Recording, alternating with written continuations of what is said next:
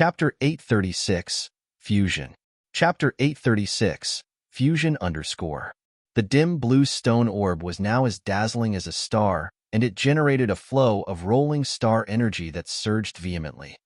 Starlight still fell countlessly from the immense star area into the stone orb like rivers flowing into the vast sea.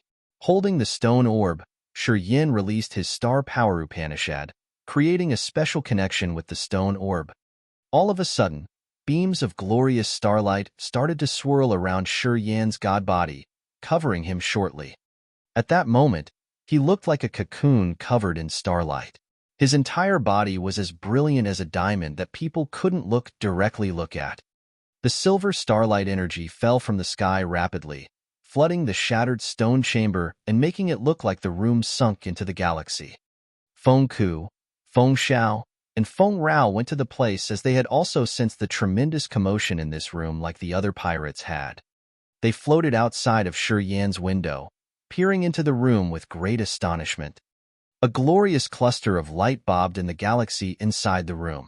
It was so blinding that people couldn't look at it very well. The starlight was so magnificent, and it was the most eye-catching star in the sky. The fierce star energy fluctuated in the stone room. Yin's god domain had turned into a miniature version of outer space. It continued to absorb the starlight from the sky, making his god body more terrifyingly dazzling. "What's that?" Feng Ku's eyes sparkled. She couldn't help but turn to Feng Rao. Shaking her head, Feng Rao was also bewildered. "I don't know what's going on." His powers Upanishads include star power. Feng Ku remained silent. "Not space power and fire power?" Feng Xiao was surprised. "He doesn't cultivate fire power. Space power is just one kind of his powers Upanishad," explained Feng Rao. Feng Ku and Feng Xiao were stunned. "He's comprehending the Star Upanishad. At this moment, he shouldn't be disturbed," said Feng Rao uncertainly after being hesitant for a while.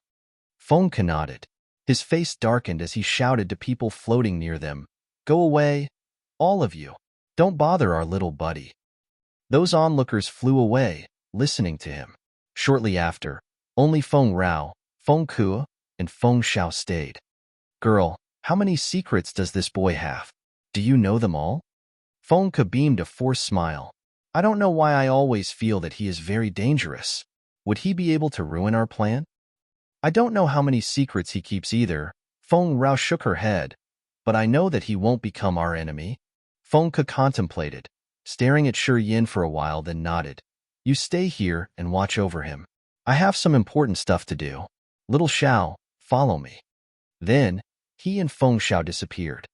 Feng Rao stayed alone in this place, watching Yin while her beautiful eyes twinkled. Starlight cocooned around Yin, making him a shining pupa with fierce starlight power. It seemed like he could affect the galaxy out there, dragging countless beams of starlight to gather within his god body. This condition of his had lasted for a long time. Eventually, starlight stopped falling into the room. The starry sea created by the god domain also disappeared. Finally, Yin's body was revealed. Everything resumed in its normal state. He sat indifferently on the ground, his breathing steady. He closed his eyes like he was cultivating.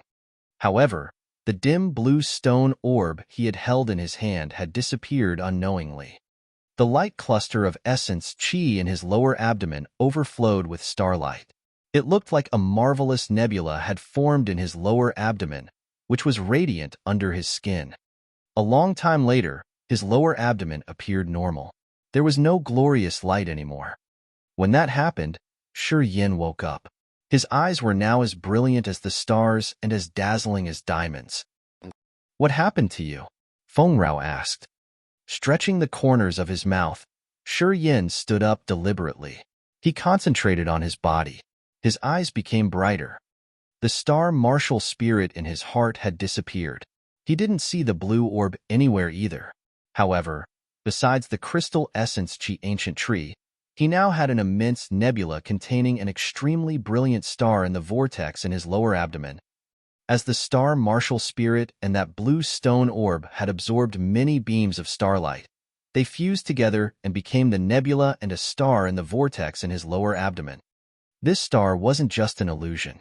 Shi Yin used his soul consciousness to sense that it was actually a star in outer space. It was massive with marvelous secrets hidden within. The hazy and immense nebula was a galaxy with many stars scattered around, as well auras of the moon and the sun, which was generated from the star martial spirit that Shi Yin had nurtured for years in his heart.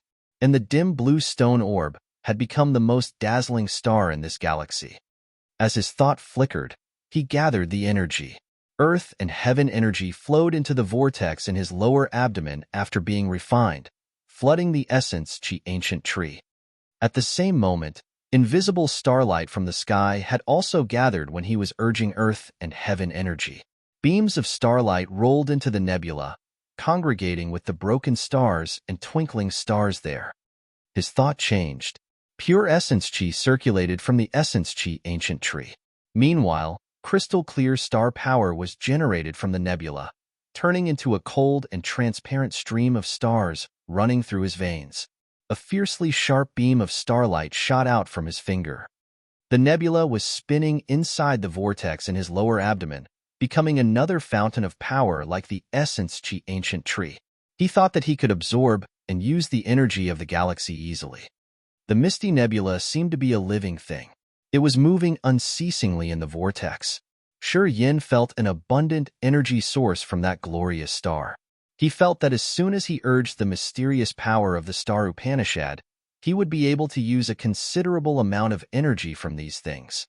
When he gathered energy, the nebula could achieve even more things. It could absorb the starlight in outer space to increase the energy stored in the nebula. He believed that when he fought some warrior, and even when his essence chi ancient tree was withered without a single beam of essence chi, he could still use the star energy from the nebula to continue this furious battle. The nebula had become another source of his energy, which could gather and supply energy marvelously. All of these were related to the dim blue stone orb he got from Feilan's shop. Shi Yin was sure that the stone ball was a star-class rare treasure. "I'm fine. I feel pretty good. You don't need to worry." Shi Yin smiled and comforted Feng Rao. "It's all right. I'm studying the Star Upanishad. Today, I received something nice. All right, I want to find Ka Tua to do something. After my business with him is done, I will find you." "Can I go with you?" Feng Rao asked with hopes. Shaking his head, Shi Yin frowned and said, "Ka Tua doesn't want people to intrude his private space. Don't worry. I should go there to check on Bao Ao and the others. Your father is busy with the star map. You should stay here to help him. When the leaders gather to depart, I will come with Ka Tua." "All right then. You should be careful. The land of God punishment is not safe now. Don't let stealthy people ambush you." Feng Rao knew that Shi Yin had something he didn't want her to know. She wasn't dumb enough to ask him, though. If you don't need to get out of the city, then don't do that. Outside the city is surely not safe. Barrett doesn't like you. If he knows that you went back out to the city, he will attack you. You should understand this." "Okay, I got it," Shi Yin smiled. "I'll be back soon. Don't worry. Everything will be all right." Then, he sprang out of the room and landed on the large street of the Heaven Punishment City. He blended and disappeared into the crowd shortly. Feng Rao knew that he wanted to take action alone. Naturally, she wouldn't be like the other stupid women sticking on him all day long. Although she was a little bit worried about him, Feng Rao stayed back, frowning and thinking of unexpected things that could happen to him. Shi Yin appeared in the flow of people moving in the city, then accelerated. He crossed and shuttled between some remote streets, going further away. That blue stone ball had helped him big this time. Not only had it helped create the nebula in his lower abdomen, it had also given him the chance to understand the Star Upanishad better. He vaguely felt that perhaps he would enter the third sky of King God realm shortly after using the Star Power Upanishad. Shi Yin continually changed directions. After a while, he stopped. Situated in front of him was a lonesome shop, but it wasn't Ka Fu's. The main door of this shop was open. It was just one day ago he had visited this shop. It was Feilan's. Feilan wasn't in her shop, but the door was open. The spacious shop still had piles of stuff on the counters. Unexpectedly, the small shield was there too. It seemed like Feilan didn't treasure it much. Yin raked through the shop, then stopped at that small shield. His eyebrows twitched. He took a deep breath before dragging a wooden stool to have a seat. He closed his eyes to rest, waiting for someone or something. 1 hour later. Sounds of limping steps arose from the rear garden of the shop. Fei Lan was walking heavily with her cane, her face senile and quiet. She glared at him with her smoky eyes, talking tenderly. "Why are you here? I told you that I don't sell that shield." Yin stood upright, bowing to her with respect. "Thank you, precursor." "You thank me? For what?" Fei Lan rubbed her eyes, sitting in her usual seat. She slightly lifted her head, revealing her wrinkled neck and asking suspiciously, "Thank you for saving us. And thank you very much for the stone orb." Yin was still bending his body and looking at the old woman with his bright eyes, his face serious. "Save you?" Fei Lan sneered. "You're wrong. My realm is too low. I couldn't save you. That stone ball isn't something precious, either. Anyway, you paid me 1,000 divine crystals. You don't need to thank me. You bought it." Yin smiled, didn't chase her more. "I want to know what that stone orb is. Please enlighten me." "A star nucleus," said Fei Lan. "A star nucleus? What is that?" Yin asked seriously for more information. "You've been cultivating Star Upanishad, but you don't know what a star nucleus is?" Fei Lan's eyes were odd. She pondered for a while, then explained, "Its meaning is just as it is named. The star nucleus is the nucleus of a star, the heart of a star, the source of the star power. The star nucleus functions like the heart of a warrior or the essence chi ancient tree. It's the fountain of powers." Yan's eyes brightened up. Chapter 837. The Big Scarlet Shield. Chapter 837. The Big Scarlet Shield _ The star nucleus was a precious star-class treasure, much more precious than the star itself. The most marvelous and exquisite thing of a star in the sky was its nucleus. Fei Lan explained to Yin the mysteries of the star nucleus. She felt strange as Yin didn't know such information even though he was cultivating star power Upanishad. He was stupid in her eyes. Yin was amazed. He beamed a forced smile as he didn't know how to answer her. He came from the Grace mainland where not many people cultivated the star power. He knew nothing about the unusual things related to star power. He had just cultivated his power ignorantly because his knowledge in this aspect was really poor. Even in the raging flame star area, star power Upanishad was also rare. Not many people could successfully cultivate it to the acme. He contemplated for a while, then looked at Fei Lan. "Precursor, how did you know so clearly about it? And with your cultivation base, how could you know that I'm cultivating star power from the moment you met me? How could you know that the star nucleus is good for me?" This confused him a lot. It was also the reason why he thought that Fei Lan was the one who had possibly saved them yesterday. Even the normal warriors of the Raging Flame Star area weren't familiar with the Star Power Upanishad, let alone an old woman at the True God realm. But she knew he had star power at first glance. Why would he not be suspicious? "Even if I haven't eaten pork, I've seen pigs running, okay? Anything strange about it?" Fei Lan's misty eyes gradually brightened up. "I've been living for so long. Although I can't break through my realm, my knowledge of powers Upanishads is much more profound than yours. Warriors cultivating star power have a distinctive aura. Ordinary people can't sense it. Anyway, it's not strange that I know it." Yin just smiled. He didn't want to probe her further. Anyway, the doubt in his heart couldn't easily leave like that. As Fei Lan didn't want to tell him, he wasn't thick-skinned enough to ask her more. "My body has some changes." After hesitating for a while, Yin continued, "The star nucleus has fused with my god body. A nebula and a star have been formed in the vortex in my lower abdomen. Could this cause a problem? This is the reason why he comes here." The star nucleus and the star martial spirit had fused into one.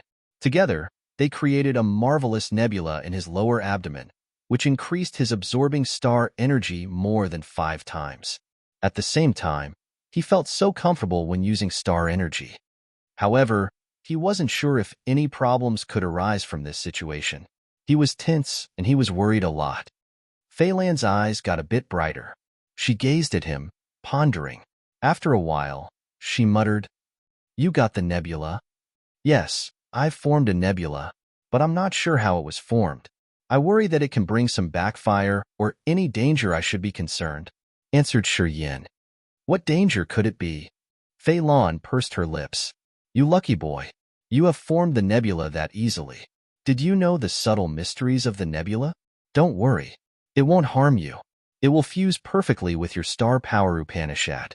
As the nebula is formed, it means your star Upanishad is on the right track. If you continue cultivating, you will gain excellent attainment. The nebula is similar to the essence chi ancient tree in your body. They are the nuclei of your God body, the fountain of your powers, which are perfect for enhancing your powers." "I got it." Yin felt relaxed. He suddenly calmed down. "Nothing harmful to me, right?" "No. It's a necessary step that everyone who cultivates Star Upanishad must experience." Fei Lan gave a faint smile. "Good. Your 1,000 divine crystals are well spent then." "I think so." Yin smiled, then quieted down as if he was musing on something. After a while, he turned away and walked to the door and pulled the stone door closed. People from outside wouldn't be able to see what was happening inside the shop now. Fei Lan frowned while looking at him, but she didn't stop him as though she wanted to see what he wanted to do.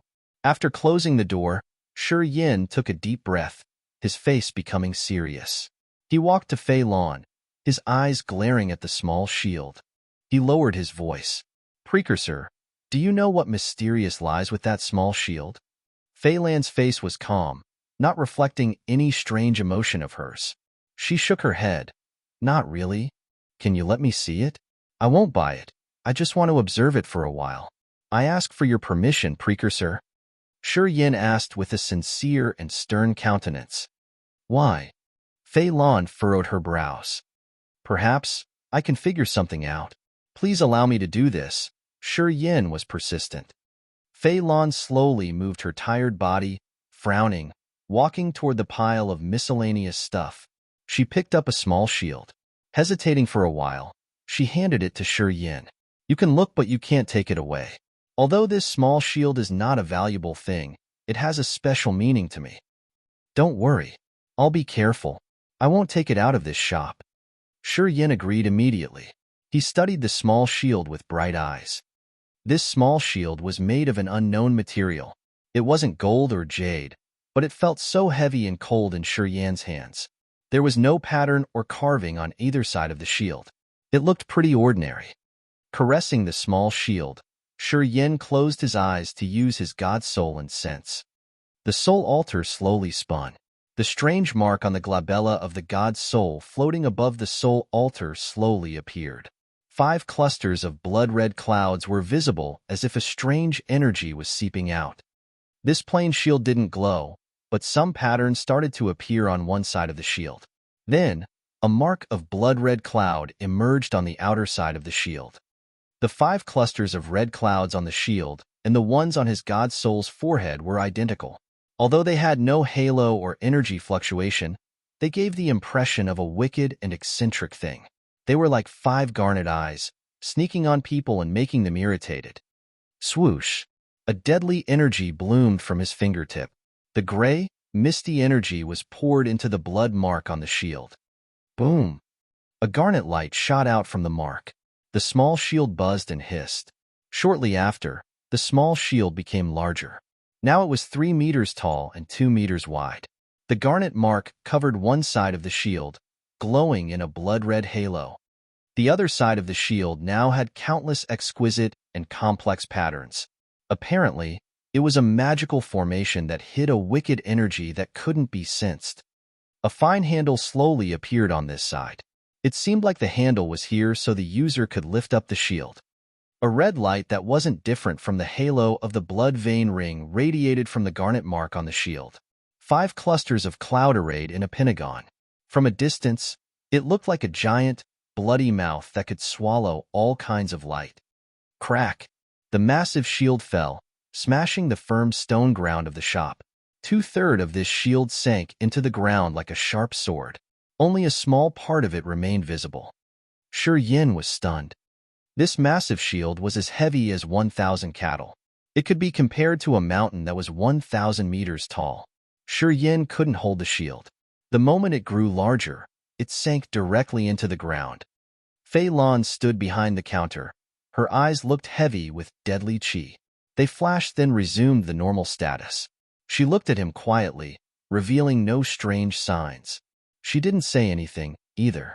She just looked at him quietly and indifferently, as though none of this was related to her. Taking a deep breath, Yin reached out to grab the handle of the shield, trying to lift it up. "Hey!" Yin roared. The power of his entire body rocketed. His muscles and veins erupted like the volcano. The pure energy in his body increased massively. Boom! He could only lift the shield 1 meter high before he had to put it down. The shield directly sank deep into the ground, only a small part remaining above the ground. Yin also sank into the ground. Half of his body pierced through the ground, as if the rigid ground was a block of tofu that was unable to hold him up. Stone and rock scattered. With the energy in his body, he couldn't lift up the shield, which had just enlarged. It even resulted in his body being pressed into the ground. How heavy was this large shield? Yin was frightened, gasping for his breath. He felt so terrible. At the second sky of King God Realm, his body was tenacious. The energy he could urge could be compared to the peak of the King God Realm warriors. However, he couldn't lift up this shield. Was it even heavier than a 10,000-meter tall mountain? Can it be as heavy as a real star? Yin had an unknown fear in his heart. The user of this shield could control it with ease. He could even use the energy to make the shield fly around. What kind of ability and energy did that user have to control this massive shield? He was sure that even the warriors at the original God Realm like Carthu or Russell couldn't dream about controlling the shield as they pleased. Perhaps Leona could try, but it was unknown whether she could use it or not. Yin was baffled. He dragged himself out of the hole, taking several breaths to wake up his mind. After a while, he looked at Fei Lan, saying nothing. "Don't look at me. I didn't know it would turn out like that. I didn't know this shield could be such a strange thing." Before it transformed, the small shield was relatively light, Fei Lan said. "I saw the blood mark on the shield. I think it is related to me somehow," said Yin seriously. "Yeah, I can see that. If you weren't related to the shield, it would never have transformed." Fei Lan smiled inaudibly. "But I can't sell it to you. You should shrink it and put it back in the pile for me. I'm not interested in your secrets. If you don't want to rob it from me, just leave. I have nothing to tell you." Yin was astounded. Chapter 838. The Dark Blood Sunset. Chapter 838. The Dark Blood Sunset _ I'm old, and my realm is low. I just want to live and wait peacefully for my man to come back. I don't want to get involved in unnecessary troubles, said Fei Lan faintly. Okay, I'm sorry for bothering you. Yin took a deep breath, then urged the energy in his body, trying to use the mark on his god soul to connect to the big shield. A blood-red light arose in his sea of consciousness. At the same time, the big shield also radiated a blood-red halo. In the next moment, it resized into its pocket version. The blood mark on it disappeared. The shield was now just a normal item. Yin picked up the small shield silently. This time, it was as light as a feather. He carefully placed it back on the pile of the miscellaneous items. He turned to Fei Lan and bowed to thank her before turning around and walking away. Fei Lan stooped and didn't care about him, as if she had already dozed off. Getting out of the shop, Yin frowned while standing on the empty street. He turned around and looked at the shop again and sighed, shaking his head before leaving. After several steps, he saw a graceful figure covered entirely. Even the face was in black garments. This person was walking towards him. The person in black also saw him. The gentle body paused for a while before crossing him and walking towards Fei Lan's shop. Yin was surprised. He turned around to look at that figure in black. He frowned as he felt that something was familiar about that person. However, as he couldn't see that person's face or realm, he didn't assume much and just headed to Ka Fu's shop. After Yin had left, the one in black also stopped, turning around and looking at the direction he had disappeared in as though this person was trying to be sneaky. Shortly after, That person in black continued her trip to Feilan's shop. As Fei Lan was closing her eyes resting, she was shaken all of a sudden. Her misty eyes brightened for the first time. After the one in black entered the shop, the thick stone door closed inaudibly. The entire shop fell into a lightless and gloomy ambience. This person didn't seem to like the light. This person pulled her black veil off her head, revealing her frightful appearance. Her dark green eyes looked at Fei Lan, talking in a soft tone. "Auntie, you've just met him?" She was the leader of the 5 feudal vassals of the Dark Firmament Divine Nation. She was the regimental commander of the Bloody Legion, Madame Leona. Fei Lan sat behind her counter, her face unchanged. She nodded and said, "Yes, this is the second time." Leona's eyes brightened.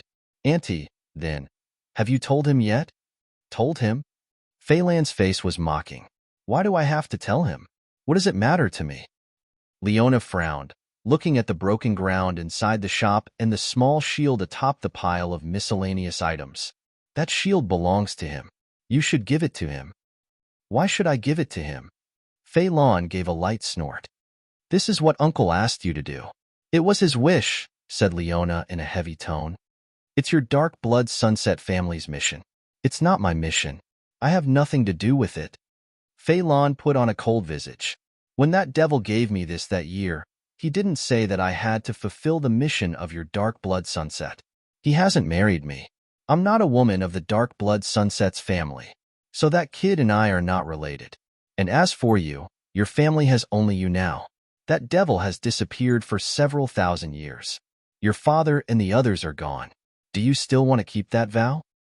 "As long as one of our dark blood sunset family's members is still alive, the vow is still there. I will never forget it," said Leona with a stern visage. "Uncle couldn't marry you because he didn't return alive. If he was able to return, he would have surely married you.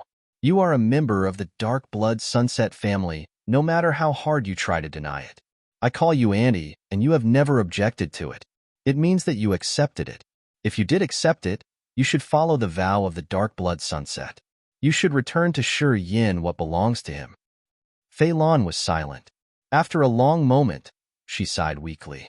"Even if I give it to him now, he won't be able to use it. His realm is still too low." The scar on Leona's cheek twitched as if she was smiling. "I know that Auntie won't just stand and stare. Otherwise, you wouldn't have helped him and you would have let Fanyi die." Recently, Feng Ku and Russell tried their best to find Fanyi. They had almost turned the Heaven Punishment City and Land of God Punishment upside down. Still, they couldn't find Fanyi. No one knew that of the Fan family, the strongest family in the 9-star Chamber of Commerce. The original God Realm expert was killed. It has nothing to do with him. I hate the Fan family. Fanyi appeared near me. Well, he wanted to die, so I had to fulfill his wish, snorted Fei Lan. "Haha, Auntie, you don't need to be so obstinate. If you didn't want to follow his wish, you wouldn't have tried to protect the Heaven Punishment City. My uncle had established this city. You aren't allowing anyone to destroy it because you know that if my uncle was still alive, he wouldn't want to see the Heaven Punishment City destroyed by the hands of the bandits," smiled Leona. "I've lived in this place long enough not to want to move anymore." Fei Lan pouted her lips, talking neither angrily nor indifferently. "Forget it. It's okay if you don't want to admit it. I'm here to ask for your help." The star map appeared. Shi Yin brought it out of the Purgatory Star. As soon as he arrived, he met you twice. It's destined. You can't escape your fate. The Imperial Masters of the Dark Firmament Divine Nation were all the ancestors of the Dark Blood Sunset family. My big uncle disappeared while trying to find where the star map leads to. Don't you want to see what's there? Perhaps you can find Uncle's body. Pausing for a moment, Leona added, "If he did die there, you mean that devil hasn't died yet?" Fei Lan was shocked. Nobody has ever seen his skeleton. With his realm and competence, even if you see his corpse, it doesn't mean that he vanished, said Leona faintly. If he hasn't died yet, why didn't he come to me? It's been several thousand years already. Oh, this bastard. If he isn't dead and he didn't show his face, I will not let him live at ease. Fei Lan's eyes sparkled with brutal light. I guess he is reluctant for some reason. Maybe he's confined somewhere, waiting for us to unchain him. Leona just smiled. You got a silver tongue, girl. People from your dark blood Sunset family are all lunatics and swindlers. I don't believe you, snorted Phelan. It's all right. You can believe what you want. Before that kid leaves, I will stay in the Heaven Punishment City. When you make up your mind, Auntie, you come see me. With your powers, I think that no one could hide the person you want to see in the land of God punishment, said Leona indifferently. She faded into the dark, then vanished into thin air, leaving no trace of aura. Phelan fell into silence. She frowned, but no one knows what she's thinking. Dash. Shi Yin went to Ka Fu's shop. Bloody slaughterer Ka Tua was there. Brother, you're back? Ka Tua laughed. Brother, you're a genius. Blackhorn was no match for you. I'm totally convinced now. After this battle, you're no longer some anonymous junior. Everyone in Heaven Punishment City is talking about your title and stories. Oh yes, you're dangerous. No wonder my big brother admires you a lot. I finally got it, Ka Fu also added. How are Bao Ao and the other two? Good. Their powers are about to be restored fully. They are all feeling well. After their time of suffering, their realms seem to be progressing very quickly. I can tell that they will break through the new realm soon, Ka Tua complimented honestly. When Bao Ao, Jeji, and Bo Ruo were brought to him, they were so weak. After using pellets and divine crystals, their energies were restored quickly. Their realms were also enhanced. They were in the soul transformation process as they had to calm down and learn the essence of their powers. Ka Tua had a good intuition. He knew that those three people's innate endowment was more than amazing. If they had enough time, they could break through the new realm shortly. Even if they had to stay in the Grace mainland where the energy had been drained, they could still easily become the top characters. Since they arrived in the Raging Flame Star area with sufficient energy supplies, their talents started to shine like someone who cleaned up the dust covering the pearls. Where are they? Asked Shi Yin. They are moved to my lair, a forbidden place outside of the land of God punishment. They're safe. The Heaven Punishment City is dangerous these days. They couldn't stay there for a long period. Don't worry. I will ask my people to take care of them. Ka Tua pounded his chest affirmatively. As Shi Yin had exchanged the star map for the other three's lives, they knew how deep the relationship was between them. Ka Tua took Bao Ao's team away. He wanted to do Shi Yin a favor. On the other hand, he wanted something to depend on to negotiate with Shi Yin. If Shi Yin wanted to deal with Ka Tua, the people he kept as a safeguard would keep Shi Yin from acting recklessly. Although this made Ka Tua look generous, his plan was close-knitted. Your people? Shi Yin's face was cold. Your men aren't all loyal to you. Last time, one of your men almost killed me. Listening to him, Ka Tua was embarrassed. No, that won't happen this time. You don't need to worry. Why did you leave? It's good to stay at Fengke's. This place of mine isn't safe. If Barrett wanted to kill you, I wouldn't be able to help. What do you know about Phelan? Asked Shi Yin all of a sudden. Phelan? Ka Tua frowned as he didn't know this person. The owner of the oldest shop in the Heaven Punishment City. Deji, you don't often stay in the Heaven Punishment City, so you don't know her. Ka Fu smiled and explained. I've heard that Phelan has been staying in the land of God punishment even before the Heaven Punishment City was established. Her realm isn't high and she's a little bit freaky, too. She doesn't talk to people much. Not many people know her. I don't either. Ka Fu, please deliver 10,000 top-quality divine crystals to Phelan's shop for me. Shi Yin pondered for a while, then asked. 10,000 crystals? Ka Fu screamed. Even if I have spent 10 years, I wouldn't have earned that much. Do as you're told. Why are you babbling there? Bloody slaughterer Ka Tua rolled his eyes, yelling at his brother. Ka Fu retracted his neck, nodded begrudgingly. His face looked like he was attending a funeral. He felt so painful, going to Phelan's shop to give her free divine crystals. Why? Bloody slaughterer Ka Tua asked carefully after his brother had left. She's one of us, Shi Yin answered deliberately. Chapter 839. A Knot in the Heart. Chapter 839. A Knot in the Heart _. She's one of us. Bloody slaughterer Ka Tua gawked, thinking that Shi Yin was kidding. He smiled gingerly, his face odd. Fei Lan was the oldest person in the land of God punishment. No one denied this. However, she had only the true God realm, right? She was slow and looked like she was about to pass away in any minute. Compared to Shi Yin, they contrasted immensely. No matter how hard Ka Tua tried to rationalize it, he couldn't relate Fei Lan to Shi Yin. These two people weren't in the same world. Yeah, she should be one of us, nodded Shi Yin seriously. Ka Tua wanted to cry. Why should she be one of us? Impossible. Brother, is something wrong with you? No, nothing is wrong here. Shi Yin rose the corner of his mouth. I think she had attacked Fan Yi.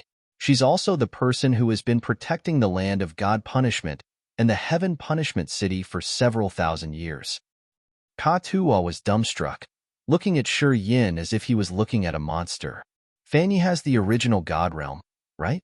Not many people in the heaven punishment city could fight him. And I have never heard that the heaven punishment city had a secret guard. Senior, you're going to give her 10,000 top-quality divine crystals because you think she is one of us? This is too sheerbull. I'm not sure whether she would accept it or not. I just want to show my respect. Shi Yin didn't explain in details. And you, next time you see her, you should show respect too. You shouldn't look down on her. Shi Yin spoke seriously. Ka Tua held a forced smile, nodded his head begrudgingly. All right, you're my senior. It's right if you say it's right. Although he said so, he didn't buy it. 10,000 divine crystals. How many years did he have to rob to earn that money back? He suddenly regretted it. He shouldn't have let his brother deliver the money like that. The headquarters of the Black Curtain Pirates, Heaven Punishment City. Master, we got news. That kid had left Feng Ku's base to go to Ka Fu's shop. Inside a spacious stone hall, a pirate kneeled down, reporting with respect. Inside the hall, two people were sitting neatly. They were Barrett and Blackhorn, his vice chief. They were the two top leaders of the Black Curtain. The Black Curtain was the strongest pirate force in the raging Flame Star area. They had so many hotshots with a strong background. They also had a position in the Heaven Punishment City. Barrett and his vice chief, Blackhorn, were the infamous heroes in the land of God punishment. Since their debut many years ago, they had rarely failed. But now Blackhorn was defeated. Dismissed, Barrett waved his hand. The pirate kneeling on the ground immediately went out of the hall. Barrett, do we really need to do that? Defeat means defeat. I admit that I was defeated. I have nothing to regret. That kid is quite the character. At the second sky of King God Realm, he beat me. I'm convinced, said Blackhorn in a loud and frank tone. He didn't look distressed. He continued excitedly. He's excellent. Since he now has such mighty power, he will be more dangerous in the future. Oh right, who is that kid? How did he know Feng Rao? Shut up. Barrett was so enraged he got angry. You lost. You should be ashamed. And how about me? I lost my Feng Rao. Just a woman, Blackhorn teased him. With your powers and tricks, if you want women, you can find all kinds if you want. Why do you need to hold on to Feng Rao? Blackhorn hesitated for a while, then added, honestly, I don't want you to have any relationship with that woman. It has been so many years since we've put forth everything strenuously. How much blood have we shed to have our current attainment? If you marry Feng Rao, what should our brothers do? Should we all follow Feng Ku? That old man isn't okay for us to follow. He's too old. His realm can't be progressed fast enough. We won't have a bright future going with him. We're still young. If we get more time, the Heaven Punishment City will be ours soon. You fool. You don't know what is happening. To you, women are just goods that you can buy or tools you use to vent out your lust. You will never experience what I am experiencing now. Barrett took a deep breath. To me, Feng Rao has been my dream since I was young. When I met her that year, I swore that I would have to marry her. She is a knot in my heart. If she hadn't emerged in my life, it would have been all right. But now that she's back, if I can't fulfill the dream of my younger self, it will affect my realm seriously. Listening to him, Blackhorn finally understood. He became solemn. So you must get Feng Rao at any cost? I must. As long as I get to marry her, Even if I have to give her up later, I will be able to accomplish the dream of my younger self. I can untie the knot in my heart, but if I can't have her, I will feel very irritated and annoyed. Barrett's eyes sparkled with brutal light. That kid is an obstacle. I want to crush him. He's in the Heaven Punishment City, and the city has rules. If we kill him, everybody will know who committed such a deed. Are you going to break the rules and have people laugh at your face? Blackhorn advised, hold it for a while. He will join the expedition to the New Star area. We can find a chance to kill him along the way. I can't wait for that, Barrett snorted. People made the rules of the Heaven Punishment City, right? Wait until I've reached the second sky of original God realm. I will make that immortal Fonku leave his position. I will create new rules. Who can hinder me then? Do you really want to kill him? Blackhorn suddenly got up and contemplated before saying, if you are going to be so persistent, you must be careful. That kid isn't easy to deal with. If you can't kill him in one strike, and you have someone else to assist you, there will be trouble. Don't lose this chance for nothing. At that time, perhaps you won't even be able to join the expedition. Don't worry. I won't let people figure it out. As long as I leave no trace, it will be all right. Even if they figure out that I did that, they will have no evidence to accuse me. As the bloodthirsty desire rose in Barrett's heart, he couldn't hold it anymore. Barrett immediately prepared for his stealthy operation. I'll go with you. I'll help you hold Ka-Tua back. If we brothers join hands, I think it won't be hard to kill him. Blackhorn felt reluctant, but he only had the choice to cooperate with his brother. The two of them had a close brotherhood. They had been together for many years in battles. These two were men who weren't afraid of anything. Once they were determined, they would never hesitate. Their deeds would be harsh and furious, leaving opponents no chance to counterattack. Good bro. Barrett laughed, shouting, go. We're going to kill him. If he dies, Fonka has no choice. He still needs our forces, anyway. Afterward, they left without letting their warriors know. They discreetly left the Black Curtain's headquarters in an attempt to kill their target. An isolated manor in the southwest area of the Heaven Punishment City. More than 10 warriors were gathering in a secret chamber underground. Their faces were grim. Lying in the stone coffin at the center of the chamber was a cold and frigid body. It was Fan Yi of the 9-Star Chamber of Commerce. The people surrounding him wore normal clothes, but they were all experts of the 9-Star Chamber of Commerce. At this moment, all of them looked gloomy. 2 days ago, Fan Yi came back with a pale face. He said that he was wounded severely and he needed to recover in seclusion. However, after one night, when they came to see him to discuss important matters, they found that he was no longer breathing.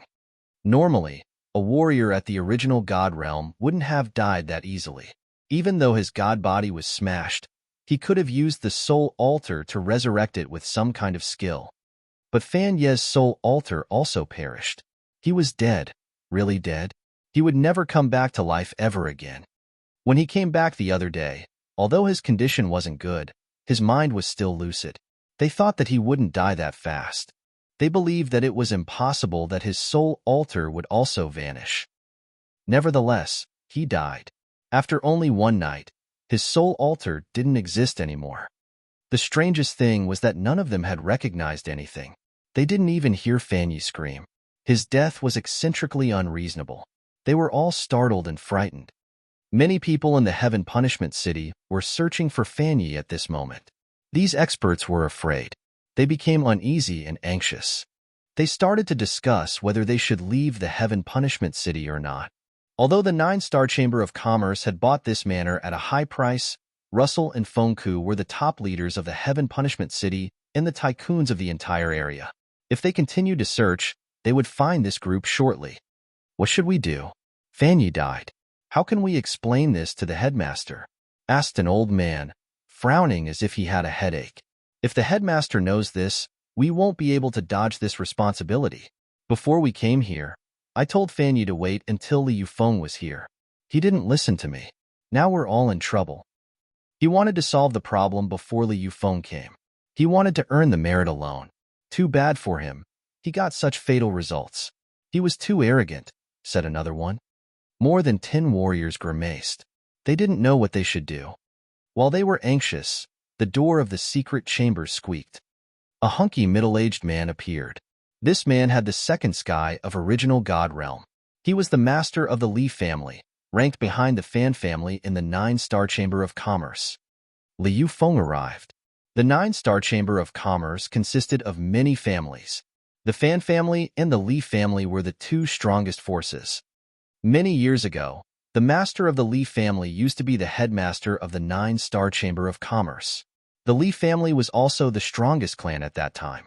However, the master and the family's experts had perished while sweeping the land of God punishment. The Li family declined. The fans took the chance to rule the Chamber of Commerce.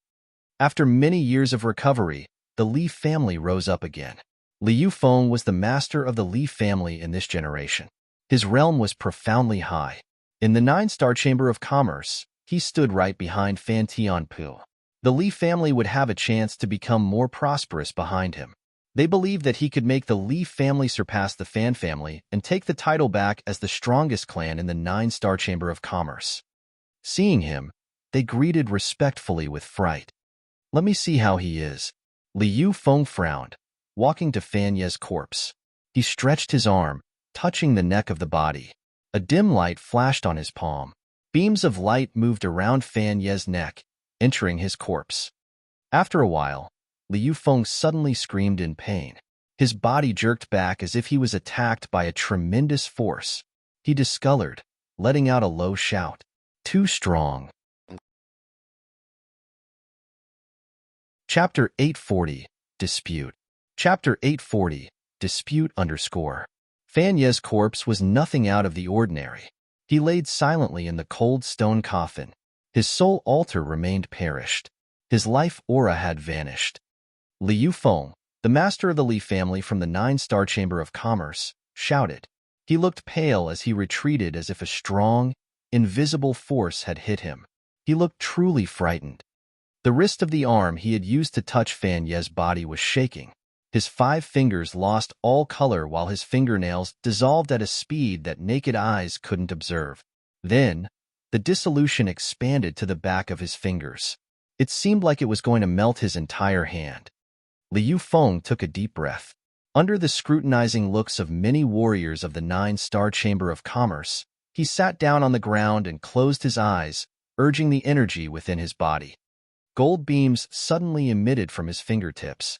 The sharp air swirled around his fingers, trying to resist the evil, erosive force.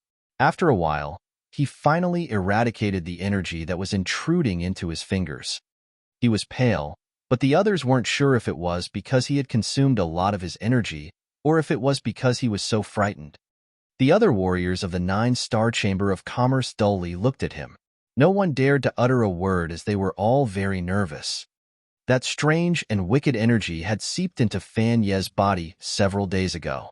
It had made him return lucidly before taking his life and destroying his soul altar during the night. It had totally destroyed him. Although it has been several days, that energy had not dispersed yet. Liu Feng tried to investigate with his second sky of original God realm, and he was attacked by that strange energy. This power was unpredictable and unreasonably strong. The others secretly thought that they were lucky. They felt lucky that because their realm was low, they didn't have to use their soul consciousness or energy to look into Fan Ye's death like Liu Feng had done. Otherwise, they wouldn't be standing here unharmed like this. Without a strong power and a profound realm like Liu Feng's, if they sensed the corpse rashly, their god soul would also perish. So strong. After a while, Liu Feng pulled himself together. Color returned to his face. He took a deep breath, his face stern. What happened to him? Any information? Who attacked him? Everybody remained quiet, shaking their heads. Masterly, what realm does the attacker have? What kind of power Upanishad does this one possess? Asked a warrior gingerly. I'm sure that the attacker's realm is higher than mine. About the power Upanishad, I haven't seen it before. That erosive ability is very frightening. If we couldn't examine Fan Ye, we would have never known his condition. Liu Feng wagged his arm. A gold air emitted from his fingertip. He rose his hand and cut. A soft swish sound was heard and Fan Ye's chest was cut open. The nine-star Chamber of Commerce's warriors took one step forward to look at the cut in Fan Ye's chest. Inside Fan Ye's chest was an area of bloody paste. His internal organs and rib cage were dissolved. With a closer look, they found that Fan Ye's god body now was just like a skin bag containing the bloody paste. At this moment, Fan Ye looked like a rubber ball with some strange bloody pulp. Inside the rubber ball, his flesh, bones, and internal organs had been dissolved into that scary, bloody paste. His body had been destroyed entirely, which gave him no chance to recover. Everybody paled immediately. They were so scared of the cruel energy of the attacker. They felt anxious, thinking that their operation in the land of God punishment was too reckless this time. Except for the Li family's warriors, the others should leave. "We have something to discuss now," shouted Li Yufeng after pondering for a while, his face solemn. More than half of the nine-star Chamber of Commerce's warriors bent their bodies to excuse themselves, all having grimaced expressions. The ones who stayed were Li's warriors. They kept silent, looking at the open cut on Fan Ye's corpse. A white-headed old man at the first sky of original God realm twitched. Fear appeared deep in his eyes as he muttered, "Looks exactly the same." "You know about this?" Li Yufeng sighed, then forced a smile. Li Wei nodded. His eyes didn't reflect any light. "It is definitely the same thing that caused our master's death that year. When the master's god body was brought to our family, the elders had examined it carefully. His corpse had a perfect skin layer while everything inside was just a bloody paste. He was also eroded inwardly, and his soul altar perished gradually. Sigh, I didn't expect that the secret hermit of the land of God punishment was still alive. My goodness. The hermit starts to attack again. I'm afraid that we are going to fall into a disaster again. The attacker is the same person. We can be sure about this." Li Yufeng furrowed his brows. "With our powers, I don't think we can have plans with the star map easily. Later on, I will send a message to Fan He that Fan Ye is dead now. He has to know this." "Fan He will come to the land of God punishment personally?" Li Wei was surprised. "He will come. The star map is important. As the master of the Fan family and the president of the Chamber of Commerce, he understands that the star map will be closely related to the future of the raging flame star area. Fan He's realm is higher than mine, and Fan Tianpe, his son, is also extraordinarily strong. The Fan family has accumulated for so many years. They have a lot of hotshots now. If they come, we can resist the mysterious hermit of the land of God punishment." Li Yufeng's eyes showed his cruel intentions. "As long as we can capture that hermit to take revenge for our ancestors, I will agree to work with the Fan family to get through this. Yes, we should take revenge for our family. That hermit is ruthless, leaving no options for survival for the victims. Their soul altars were also gone. If we don't kill this person, the Li family will find it hard to stand upright in the nine-star Chamber of Commerce," agreed Li Wei. "I'm going to prepare something." Li Yufeng's face darkened. A tremendous soul energy fluctuation emitted from him. A stone sound emerged in his palm. He transmitted the message right away. Ka Fu's shop. Shi Yin sat quietly in the garden behind the shop. Starlight fell over him like a drizzle, illuminating the whole place. The mysterious, misty starlight disappeared into his body right when it touched him. It seemed like the stars in the sky had a magical connection with his god body. They were all attracted and pulled into his god body. At the same time, the earth and heaven energy turned into invisible flows that gathered into his god body. It streamed fiercely through his vessels. After more than 10 times of refining, it became the pure essence qi, contributing to the vortex in his lower abdomen. His soul became peaceful and crystal clear. He didn't have any distracting thoughts in his mind, giving room to comprehend the magical mysteries of the star. His star power Upanishad had a positive advancement after the experience of the fusion between the star nucleus and the star martial spirit. Shi Yin had a premonition that he could have a new breakthrough with his star power, putting him one step closer to passing the tough threshold of the third sky of King God Realm. With an infinite number of stars in the sky, he could wield a formidable power that he could use easily. To control the star power better, he knew that he shouldn't relax for even a second. As soon as he had free time, He immediately let himself sink into the starry sea, using his soul to grab it and get more energy and powers from the nebula in the vortex in his lower abdomen. Ka-Fu's aura suddenly entered his sea of consciousness. Shi Yan's brows twitched as he woke up from his meditation. After several breaths, Ka-Tua and Ka-Fu appeared as they walked from the front shop to the manor behind. Shi Yan stood up. "What is the matter?" "She received the crystals," said Ka-Fu with a sad face. "She received them curtly. Who can reject 10,000 free top-quality divine crystals? Even if my brother worked as a hard-working pirate for 10 years, he wouldn't earn that much. They're gone just like that. Sigh, that hag is lucky today." "Shut up." Shi Yan's face got colder.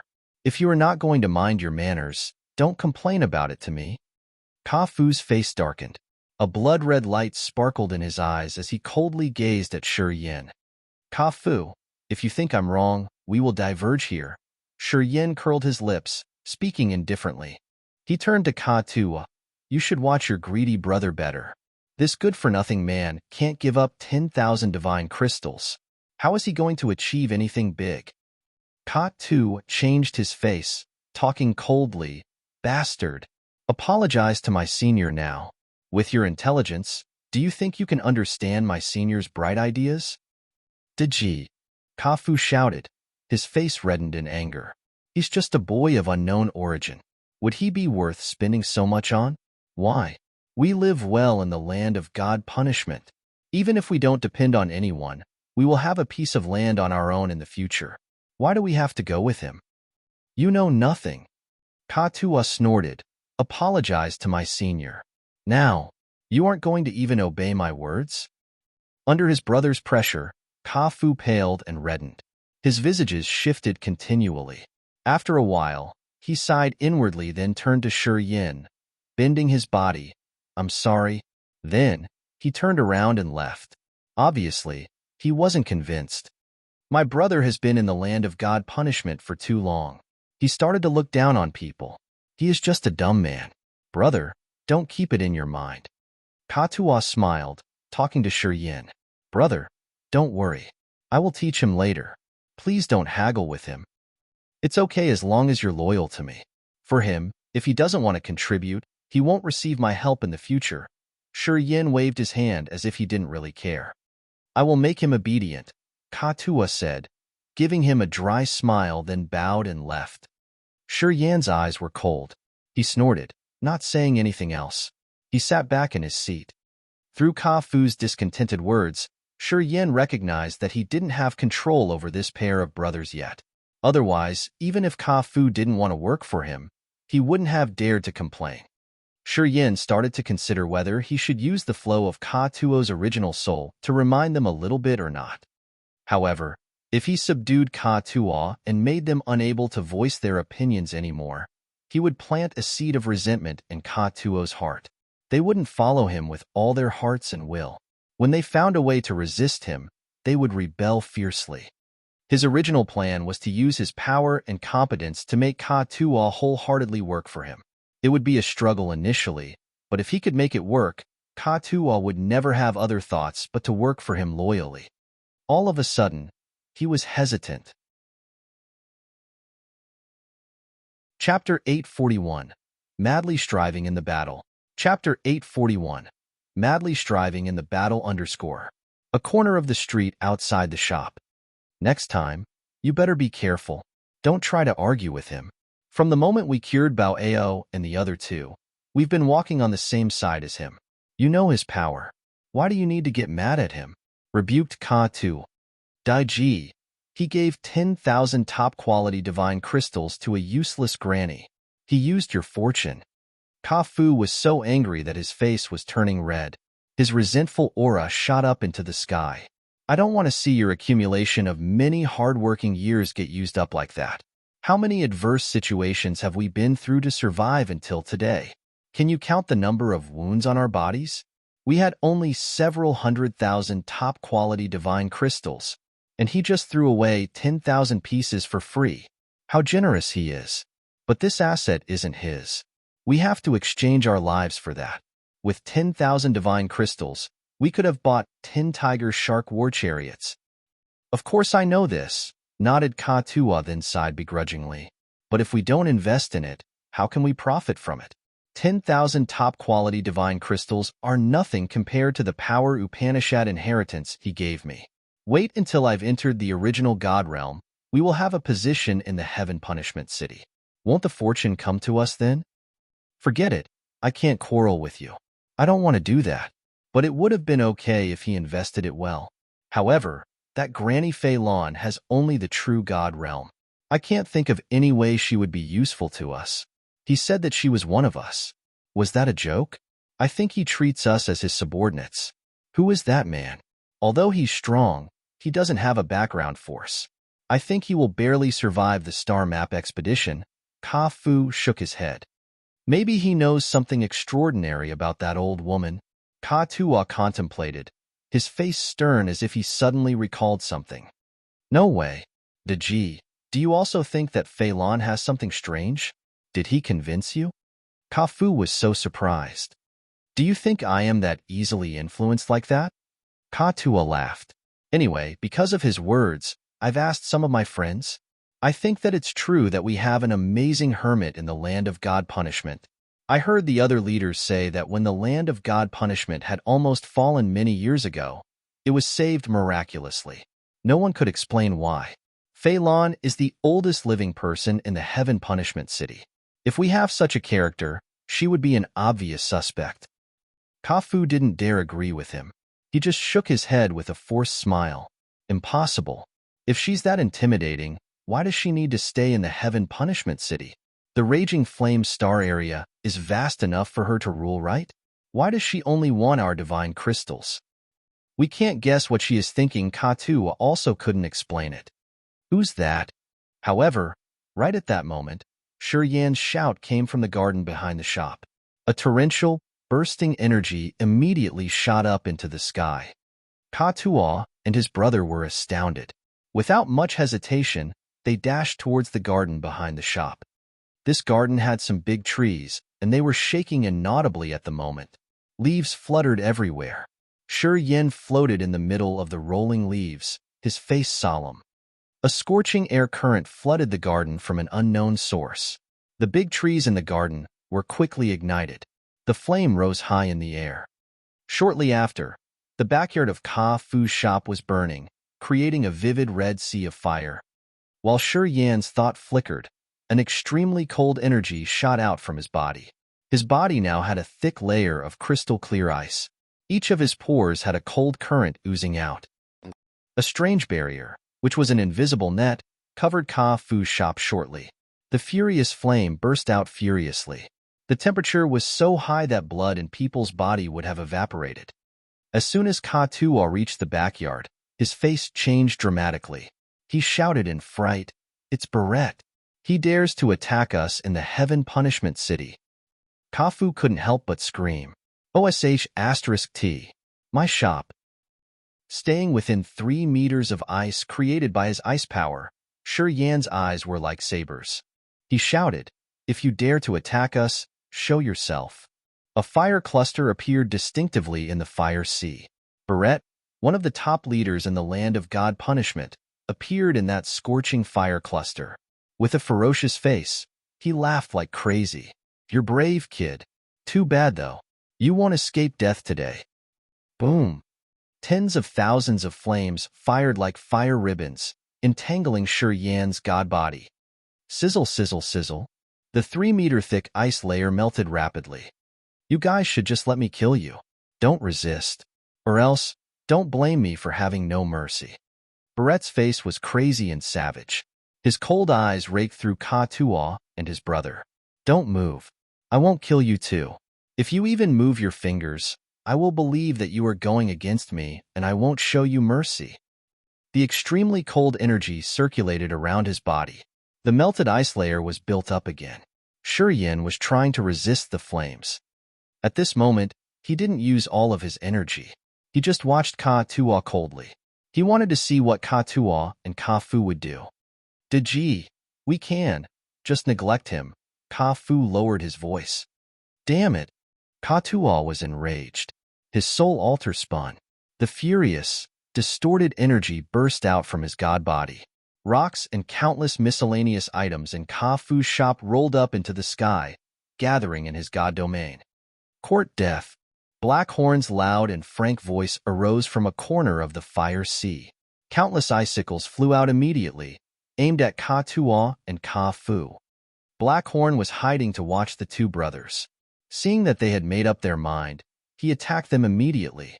The icy cold energy exploded, creating so many icicles, ice sabers, and ice swords that flew around the brothers. Kill them all. Barrett was furious. He shouted and attacked instantly like a fire giant. A fire punch like a volcano pounded on Shi Yan's god body. Bang! The thick ice layers created by the ice-cold flame shattered under one punch. Ice rocks shot out everywhere. Shi Yan screamed as though he was hit by a giant hammer. His veins and bones were shaken. He couldn't help but urge the energy of the immortal demon blood, entering the third sky of rampage instantly. His eyes became garnet. He faced the sky and roared like a savage beast. Starlight dots fell from countless stars in the sky. In just a moment, they formed the star armor, which was fused perfectly with his nebula. The flames swarmed over, covering his god body. However, they couldn't burn his star armor immediately. At the same time, Shi Yan touched his forehead, making his soul altar spin. Boom, boom, boom. Hundreds of rough lightning strikes shot out from his god body like a bunch of dragons. The lightning strikes twisted in the air, darting furiously toward Barrett.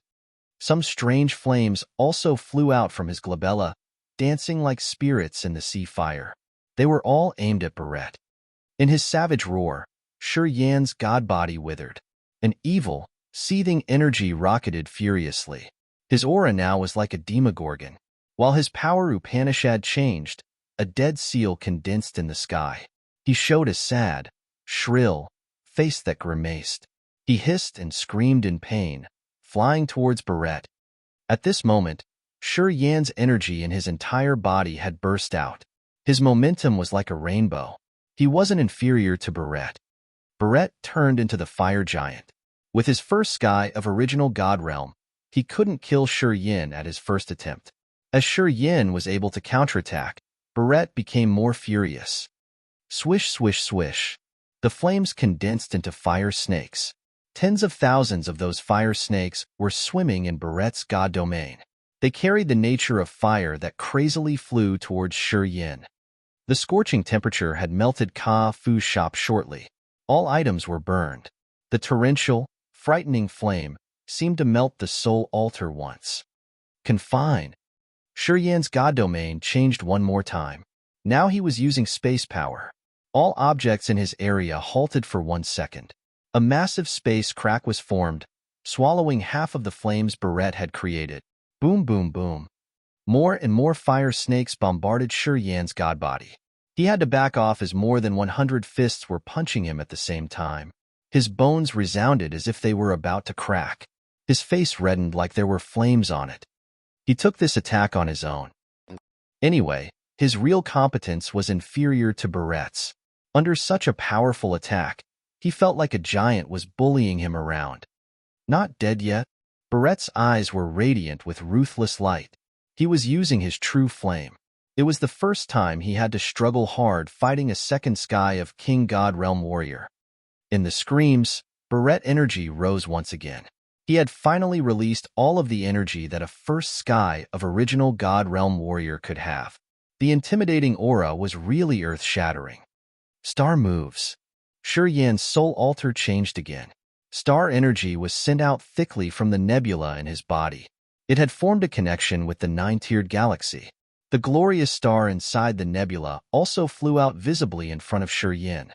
The starlight of outer space gathered and shone on that marvelous star. The rice-sized star enlarged shortly. It was now a complete crystal ball, which was constantly taking in the star energy. It became so dazzling that it hurt to look at it. This star had a subtle magical connection with Shi Yan's god soul. His hand flicked the star that barged into Barrett. Boom! Just like a mountain falling from the sky hitting Barrett, sparks were sent everywhere.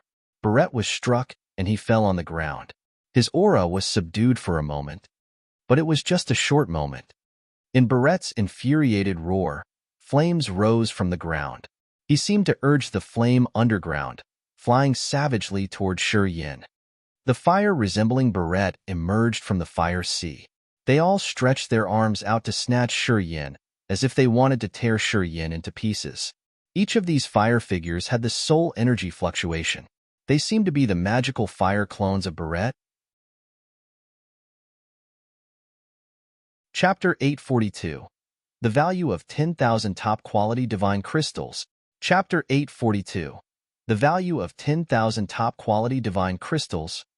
More than 10 flame figures as vague as the giant god of fire flooded from everywhere, bringing the tremendous fire altogether.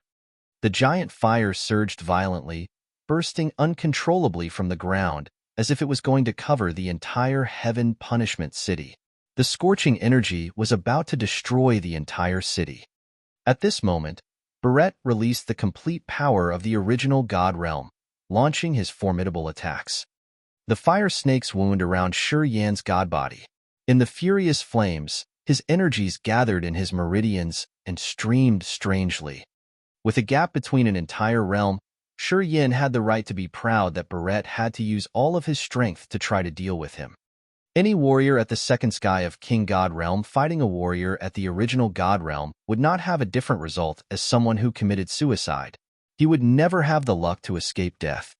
For Yin, since he was able to stand until this moment and force Barrett to use all of his powers, he had actually reached an unimaginable level for his realm. Barrett's power and understanding of power Upanishad were much more profound than what Fanyi had. Yin had used the immortal demon blood, his different powers Upanishads, and even all of the heaven flames to resist the savage man. However, he had to struggle a lot. Seeing the fire figures swarming over, Yin pulled himself together, using the soul altar to revolve the heaven flame tier. Yin released the heaven flames. Shortly after, they created a multi-layered heaven flame shield. It dazzled gloriously like a rainbow. At first glance, Yin was floating in the middle of a 5-colored nimbus. Divine light radiated brightly around him. Although divine layers made of heaven flames couldn't fuse with his god body or god soul, they still looked godly and magical. The fire giants touched the heaven flames shield and bounced back. They couldn't attack Yin. Sizzle, sizzle, sizzle. The heaven flame shield made contact with the fire giants. Colorful lights and sparks were sent out dazzlingly. Floating in the center of the heaven flame defense, Yin quickly urged the energy in his body, exploding the energy of the immortal demon blood. His aura didn't decrease even a slight bit.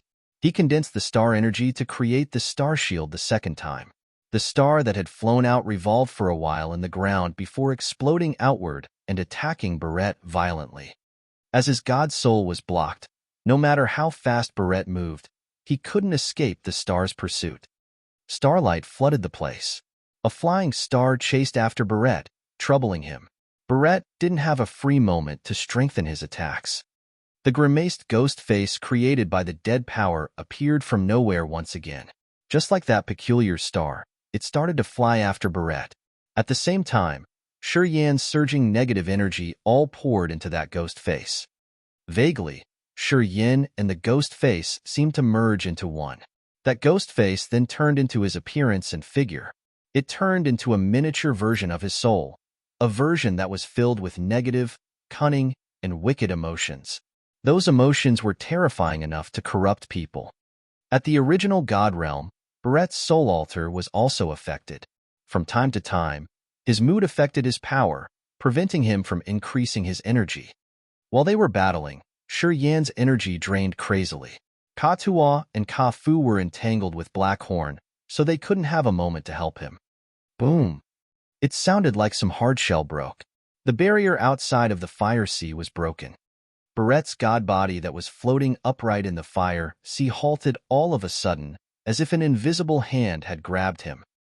The flames covering the entire sky disappeared rapidly at speed naked eyes couldn't observe. After 3 breaths, the entire sea of fire vanished. Barrett was dumbstruck. He just stood dully as if he couldn't move a finger. Swish! His god body flew backward as if a strong, ferocious beast was dragging him back to his base. Black Horn's ice covering his entire body turned into small fragments, shooting out. He spurted blood. He was also frozen like Barrett, dragged out of this place. He couldn't control his god body to resist. It was so strange that the earth and heaven energy around them was sucked away. No one could feel any beam of energy or aura. Barrett and Black Horn couldn't move a finger. They were petrified as they were sprung towards the black curtain's base. Blood trickled from their mouths while they were still flying in the sky. Shi Yin was dumbstruck. Ka Tuo and Ka Fu gawked. Many warriors around them realized the bizarre situation. They looked at the sky and saw Barrett and Black Horn being thrown to Black Curtain's base. A grumbling sound echoed afterward. A 100-meter-tall building in the Black Curtain's base collapsed. Giant rocks fell and covered Barrett and Black Horn. The shop had been burned into ashes. A strong smell of burned things permeated the air. Shi Yin, Ka Tuo, Ka Fu shivered in fear. They looked at each other, not knowing what was going on. Barrett at the original God Realm and Black Horn at the peak of the King God Realm had prepared well and attacked them. They were easily defeated like that. At the same time, they were wounded and pressed down by their own base. What they witnessed was extremely bizarre. Shi Yan's face was uncertain. Light continuously sparkled in his eyes. He pondered for a while, then bowed respectfully to the void. "Thank you, Precursor, for saving me twice." The earth and heaven energy that had disappeared slowly flooded into the ruined shop, leaving the burnt and charred items on the cracked ground. Ka Tuo looked around with fright. He opened his mouth but didn't know what to say. "Quick, show your gratitude." Shi Yan's face darkened, shouting. Ka Tuo and Ka Fu were shaken. They finally pulled themselves together. Just like Shi Yin, they bowed to the void respectfully. "Thank you, Precursor, for granting us your grace." It's because of the weight of 10,000 divine crystals. Otherwise, I wouldn't have cared about your lives." A hoarse female voice came to them in the air. "Shi Yin, make these two fools shut their mouths. One more disrespectful word from them, and they will die. You fools." Ka Tuo and Ka Fu were extremely scared, and they dropped their jaws. It was Fei Lan's voice. She had heard their resentment when they were talking with each other outside the shop. Just a moment ago, they had doubted Shi Yan's decision. Now everything was clear. Ka Fu wanted to cry. He slumped on his knees and said nothing while he kowtowed on the rocky ground. Shortly after, his forehead bled. Ka Tuo was perplexed for a while. He kneeled down too. He stooped like a kid receiving his parents' teaching and didn't dare snap back a word. At this moment, they were totally convinced. Now they weren't suspicious anymore. Barrett at the first sky of original God Realm was dragged away in just a blink. They couldn't wiggle out as they were pressed into their lair. What kind of power was this? Fan Yi is dead. However, Barrett is a member of the Heaven Punishment City. I just taught him a lesson. I won't kill him. 1,000 divine crystals were enough to exchange for Fan Ye's life. Because of the 10,000 divine crystals you gave me, I helped you out this time. We don't owe each other anything now." Fei Lan's voice arose the second time. Her faint, floaty voice came from nowhere. After she had finished, it was like she stopped paying attention to this area. No matter how hard Ka Tuo and Ka Fu pounded their heads on the ground, she didn't answer them.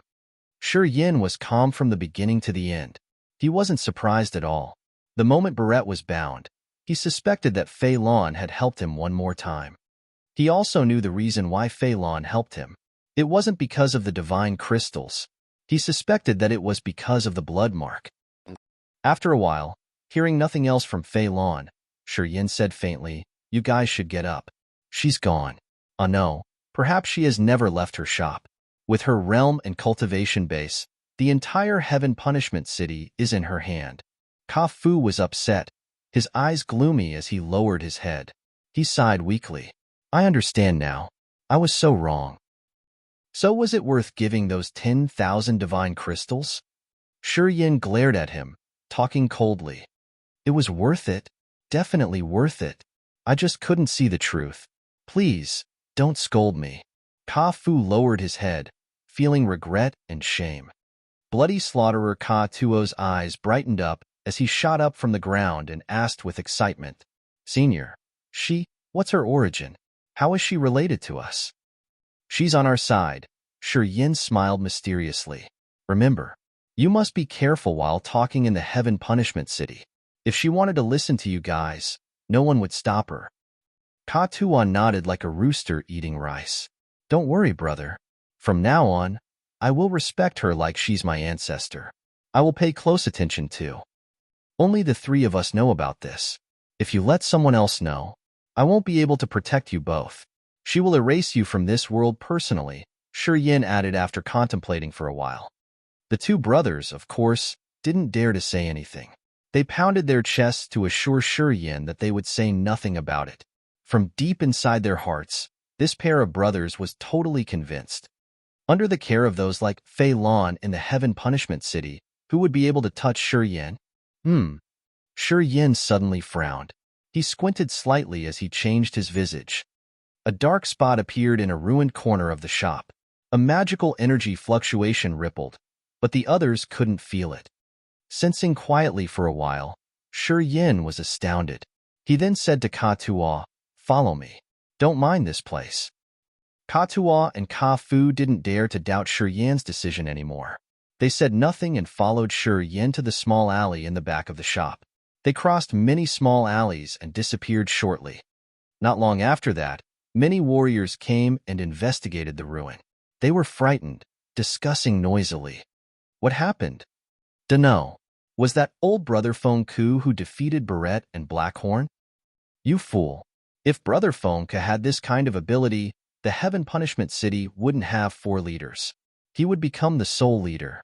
This kind of power is enough to clean up anybody. Barrett didn't have a bit of energy to counterattack. Didn't you see his body shoot over our heads with a fearful face? Yeah, it's true. Old Brother Feng Ku can't be that intimidating. Who is that person then? Dunno. Where are Ka Tuo and his brother? Dead? Perhaps they escape? Although they were discussing many things, they could only come up with one conclusion. The attacker was very intimidating. Chapter 843, The Heart of Darkness. Chapter 843, The Heart of Darkness _ A decrepit, shabby manor 10,000 miles southwest of Ka Fu's shop.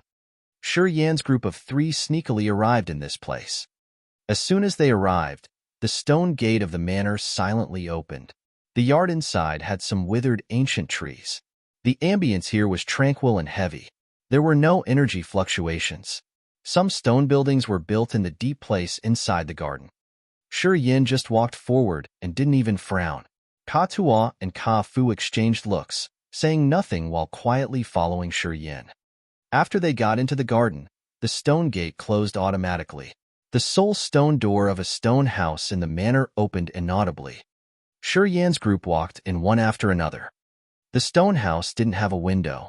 After the 3 of them walked through the door, it closed. They found themselves immersed in complete darkness. It was so dark that they couldn't see their own fingers. A gloomy light appeared little by the stone wall. A black figure was sitting neatly on a platform. She lifted her black veiled hat, exposing her savage, scarred face. At first glance, Ka Tuo and Ka Fu felt their legs shivering. Their faces grimaced shortly. They knew this face. The most ruthless woman in the dark firmament divine nation, the regimental commander of the Bloody Legion, who topped the 5 great feudal vassals in the Raging Flame Star area. This woman's bloody hands had killed so many people. Any enemy of the dark firmament divine nation would have paled fearfully facing her. Ka Tuo and Ka Fu weren't exceptions. Yin slightly bent his body, his face faint. Greetings, Madame Leona. I was wondering what you summoned me for. Leona sat on the high platform. Her dark green eyes were gloomy, reflecting no mood. She just looked at him and said nothing. Although she didn't say anything, an invisible pressure had pressed down on the other 3. They felt annoyed as if they couldn't hold their lives in this place. It was much more frightening than facing Barrett and Blackhorn. After a long moment, Leona spoke slowly. You took the star map from the Purgatory Star? Yin was surprised, but he didn't deny it. Yeah, I brought it out. It was God's will, mumbled Leona. She kept silent for a while, as though she had immersed in her memory. Did you know who saved you twice? I do. Yin nodded honestly. Do you know why she has saved you? Asked Leona. Pondering for a while, Yin peeked at bloody slaughterer Ka Tuo and Ka Fu. He said uncertainly, Is it related to my mark? You're smart. Your fortune is good too. You found her not long after you've arrived in the Heaven Punishment City. Your fate is good. That is why you got the inheritance. Leona nodded, throwing a look at bloody slaughterer Ka Tuo. She snarled, Ka Tuo, show your mark to me. What mark? Ka Tuo was bewildered. Yin smiled, pointing at his forehead. Ka Tuo got it. He immediately urged his energy to circulate the chaotic god domain. His eyes turned garnet, and the dim mark on his forehead slowly appeared. It showed the 5 blood clouds. Oh right. No wonder why you were able to sense danger and quickly change it to safe situations several times. Leona's eyes brightened up as she muttered. Turning danger into safe situations several times? Bloody slaughterer Ka Tuo was astounded. After a while, he was stirred up. Is it? Staying in the land of God punishment for years, he had been besieged several times. His soul had almost been destroyed. However, from time to time, his enemies would fail to generate energy randomly as though they had made mistakes in their cultivation. They wouldn't be able to release their energy, and their only consequence was to be killed by Ka Tuo. Thanks to those lucky moments, he had harvested a lot and become famous among the pirates. Gradually, he had established his own organization. Since then, Ka Tuo had doubted the possibility of someone helping him. He couldn't have been so lucky. Every time he fell into an inescapable situation, his enemy would make a fatal mistake. He thought that God favored him and didn't want him to die yet. However, listening to Leona, he finally understood. It was not the mighty God who had helped him. Somebody else had saved him many times. Yin told you to give away 10,000 divine crystals. Wasn't that worth it for you? Is your life not worth 10,000 divine crystals? Leona wore a mocking countenance. Did you really think that your fate was that good? Ka Tuo's brawny body shivered as gratitude arose in his heart, his eyes watery. He said dully, So, she has saved me many times. I'm so dumb to have not figured it out. Ka Tuo gawked. He suddenly realized that something extraordinary had happened to his brother, which he didn't know. Also, he now knew that his brother had almost died many times. Someone had saved his life, which helped him survive and gain today's position. That person was Phelan. If you didn't have the mark and she didn't know about your mark, you would have been dead already, said Leona faintly. I got it. I finally got it. Thanks for telling me all of this. Ka Tuo was so grateful. He bowed respectfully with tears falling from his eyes. No one understood his labor and effort for many years. From the point of view of an anonymous warrior in the land of God punishment, he had suffered so many adversities, which Ka Fu, his blood brother, didn't even know about. Ka Tuo understood that it was not easy for him to have today's attainment. He always thanked God for taking care of him that he could survive stubbornly for so many times. However, until today, he finally knew that he had a pair of eyes watching over him and taking care of him. The feeling of having someone protecting him was something he had never had for his entire life. All of a sudden, someone woke him up from his perplexed life. Ka Tuo's feelings couldn't be expressed once with words. Do you know why you stayed alive after breaking my battleship? Do you know why I had to protect you when Aogu Duo wanted to kill you? Leona's line of sight shifted to Yin. I know why. Yin chuckled. At the moment I saw you use your power Upanishad, I suspected a little of it. Thank you. He bowed to show his gratitude. Leona was surprised. Her eyebrows twitched. How come you got it that fast?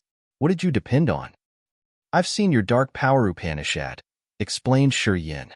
Leona's eyes brightened, but she didn't say anything, waiting for his explanation. I met a war devil in the Grace mainland.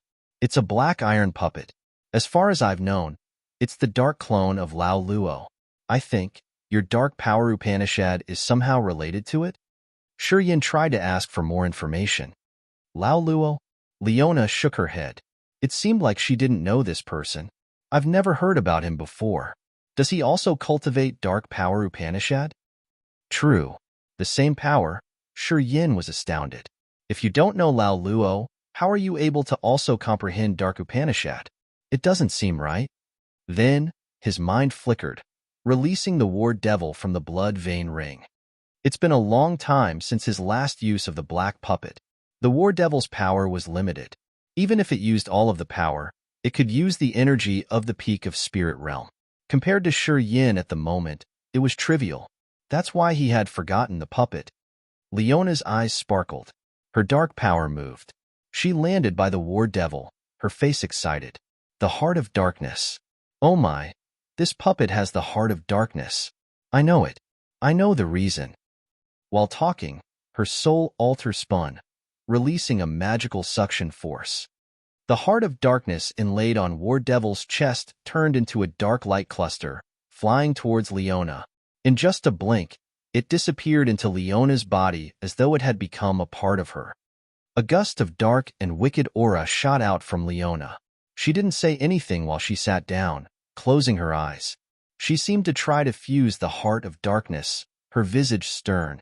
After the heart of darkness detached from the iron puppet, it collapsed grumblingly, turning into fragments on the floor. There was no beam of energy remained. The war devil was totally broken. Leona was excited. She closed her eyes to feel, smiling as she was stirred up. Brother, it seems that she's taking in the Upanishad inheritance, just like I did before, said Ka Tua gingerly. Shi Yin nodded as he also saw the clues.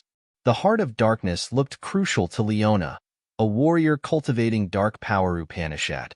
It seemed to contain the mysteries of the inheritance, which was like the star nucleus in his case. At this moment, Leona was fusing the heart of darkness into her body and making it part of her like what Shi Yin had done with the star nucleus. What's going on? Ka Fu was bewildered.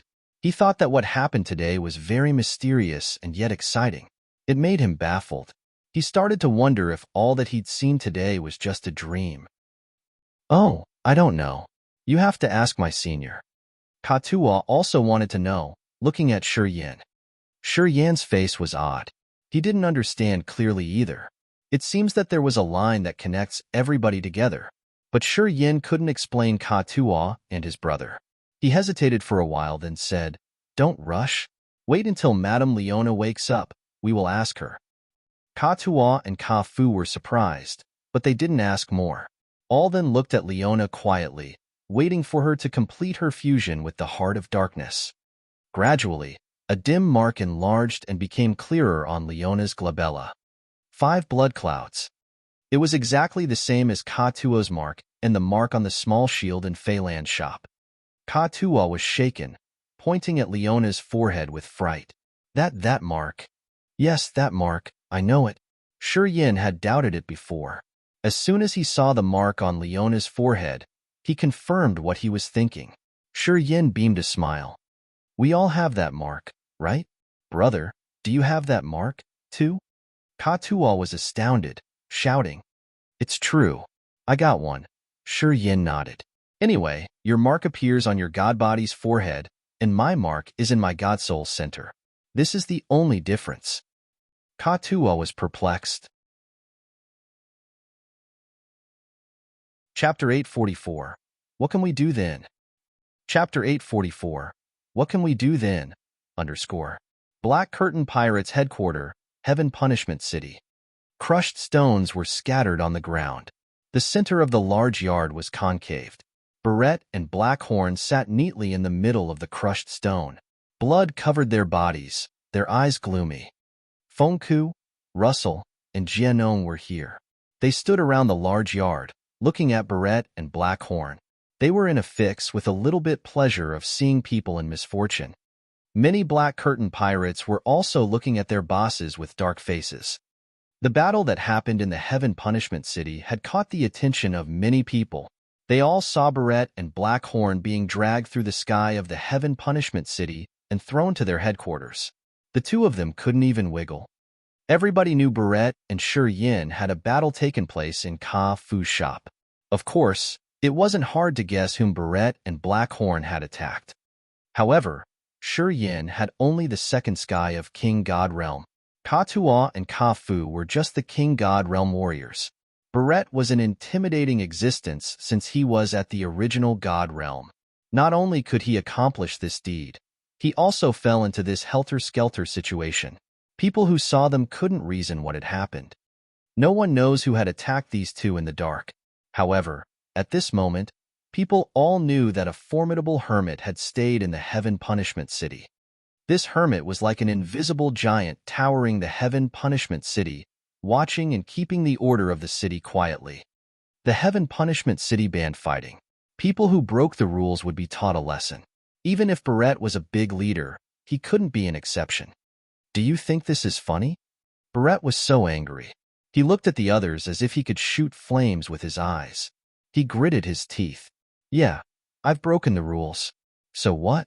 Are you going to expel me from the Heaven Punishment City? He could see the unfriendly mockery of Feng Ku, Russell, and Jianong. As he was enraged, he wasn't polite to them. No, we're not here to solve your rule-breaking case. Feng Ku twitched his mouth, making a bizarre smile. Moreover, you've got your punishment. We won't trouble you more. Haha, Barrett. Your fortune isn't good, I think. You've always been disgruntled? Jianong and Russell also sneered. Their faces showed their inaudible ridicule. Did you come here to see how funny my situation is? Barrett darkened his face. The flame of anger rose in his eyes. I used to think that in the Heaven Punishment City, the four of us were the strongest. I've never thought that we're just the order keepers in daylight. Someone in the dark is much stronger than us. That person seems to use his or her own methods to control the city. Are you willing to let someone else take your powers? What can we do then? Jianong shook his head begrudgingly. When we aren't as strong as this knight character, we can't do nothing but stoop our heads. Although that mysterious expert has a high realm, he or she isn't hostile to us. Why should we find the way to lose our faces altogether? I think it isn't a bad thing to have a character like that to enforce the rules of the Heaven Punishment City. Yeah, it's true. Even if we don't like it, what can we do then? Russell beamed a forced smile. That hermit could subdue people easily. We're not the equal opponents that we were back then. This person has been in the city for so many years. If he wanted to attack us, how would we have been safe during those years? Apparently, he just wants to keep the order of the city. It's also our initial purpose. If something happens, why should we find trouble ourselves? How come I didn't know such a tremendous existence in the Heaven Punishment City? Barrett still had a grimace. We've known it not for long. Jianong and Russell exchanged looks, showing the depressed countenances. I've known it earlier. Feng Ku, the one belonging to the previous generation, took a deep breath. I always thought that it was just a rumor. I didn't put it in my mind. If I didn't know about you and Fanyi, perhaps, I would still think that it was just a rumor. However, today, I believe that it is true. So you are here for what? Giving me advice to not swagger in the Heaven Punishment City? Are you asking me to let that kid go? Shouted Barrett. Nope, we didn't want to talk about it. Anyway, if you still want to chase after him, go ahead. We will be happy waiting for your result. Russell laughed oddly, as if he wasn't afraid of the protector in the dark of the Heaven Punishment City. I don't want to die early, Barrett said with a stiff face as he tried to control his mood. Blackhorn was more despondent, talking with a grimace. That hermit just wanted to teach us a lesson. He didn't strike us hard. If it happens again, I'm not sure if we will survive. How is Yin? Is he okay? Feng Rao contemplated behind Feng Ku for a while. Eventually, she couldn't hold her worry anymore, frowning and asking. That kid lives well. Barrett suddenly got enraged badly. Feng Rao, what's so good about him? He's just a lucky kid. He doesn't have a background force to support him. Why did you choose him? Feng Rao gave him a cold smile. It has nothing to do with you. She wanted to know whether Yin was all right or not. She didn't have any good feelings towards Barrett. Knowing Yin was safe, her heart quieted down. Of course, she wouldn't give Barrett a nice face. Buzz, buzz, buzz. All of a sudden, Something buzzed low and hurried in Fengku's sleeve like a hasty mosquito. Fengku arched his brows. One hand of his retracted into the sleeve. He closed his eyes as if he was sensing something. His face changed dramatically afterward. He couldn't help but bawl, his face frightened. Fan Yi is dead. Hearing him, everybody else was shaken, looking at him disbelievingly. I just got the news. The headmaster of the Fan family, Fan He, is going to the land of God punishment alone. The 9-star Chamber of Commerce isn't far from us. With Fan He's competence, if he travels at the max speed, he will be here shortly. Fengku took a deep breath. His face was very solemn. The intelligence I got from the 9-star Chamber of Commerce says that Fan He's enraged because his blood brother Fan Yi was killed in the Heaven Punishment City. Good. He's dead. Good. Haha. Russell was bewildered. He burst out laughing like crazy. He deserved that. Haha. Feng Rao's beautiful eyes also brightened, yelling excitedly. Those pirates who had been attacked by the Fan family got excited hearing the news. Many pirates of the land of God punishment had disgusted the Fan family the most. Recently, the Fan family had always covered and attacked the pirates. If they hadn't hidden in the Forbidden Lands, many pirates would have been killed.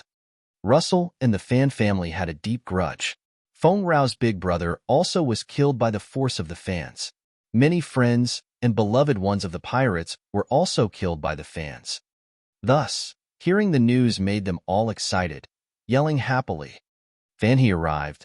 Fengku pondered for a while, then shouted, his face grim. The noisy cheering vanished with his words. People became gloomy instantly. They looked extremely anxious and tense. In the raging Flamestar area, Fan He, the headmaster of the Fan family, was like Du Tianji. He was the most dangerous existence at the third sky of original God realm. Their names were heard in every corner of the life stars in the raging Flamestar area. He was deemed the peak of existence. Today, this character was about to arrive in the Heaven Punishment City personally. Who wouldn't be tense? With our forces, we're Fan He's matches. What should we do? Jianong asked gingerly as if he got a headache. Arrange your members. We will retreat from the Heaven Punishment City immediately. Yeah, tell the leaders of the other forces to prepare.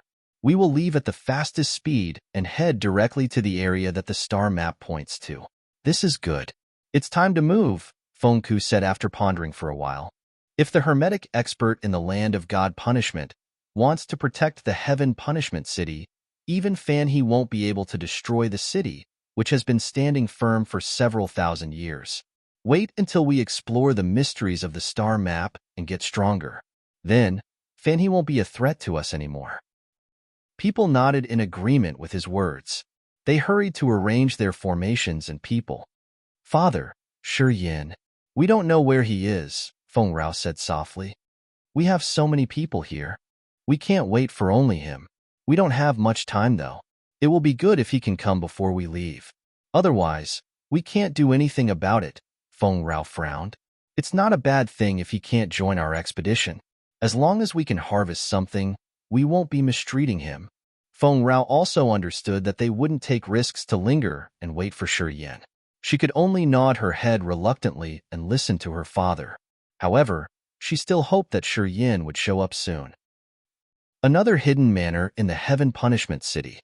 Carthu was talking with Ziyao discreetly. Suddenly, he arched his brows, jolted up, and walked to the garden of the manor. Aogera appeared there, speaking to a man. His face was bright. Sir Aoguduo. Ziyao greeted the man as she was shaken seeing him. Your Highness, you're still stunningly gorgeous. Aoguduo, one of the 5 feudal vassals, laughed cheerily. No wonder Aogera wanted to go with you, no matter how hard I've tried to keep him. Haha, from the ancient time until now, heroes are attracted to beauties and beauties are attracted to heroes. You and this kid are perfectly matched. Ziyao felt resentful, but her face was calm. However, she didn't reply. You've come just on time. Those pirates seem to have some strange commotions. They want to leave the city quickly, said Carthu. Once they leave the Heaven Punishment City, it would be hard to find them in the Forbidden Lands. They are more familiar with the topography there than we are. If we want to attack them, The next 2 days are the best chances. Attack them? Aogu Duo shook his head, his face grimaced. I don't want to die unaccountably like Fanyi. Hearing him, Karthu, Ziyao, and Aogera were startled. They knew that Fanyi had disappeared mysteriously, but they didn't know that he was dead. It wasn't a joke when an original God Realm warrior died. It would be spread over the raging Flamestar area. We can confirm that a terrifying hermetic expert is dwelling in the Heaven Punishment City, said Aogu Duo with a solemn countenance. He looked scared, too. He seemed too afraid of that person to show any offense. Chapter 845, Darkness Shrouding. Chapter 845, Darkness Shrouding _ He died just like that? Karthu was frightened. His face changed slightly. He was also at the first sky of original God Realm like Fanyi. Fanyi was killed in the Heaven Punishment City. If he was careless, his soul would perish too. Yeah, he's dead. He was killed in the Heaven Punishment City. I got the intelligence from the 9-Star Chamber of Commerce. Aogu Duo nodded, confirming the news. Fanyi is enraged. He has departed alone from the 9-Star Chamber of Commerce, heading to the Heaven Punishment City.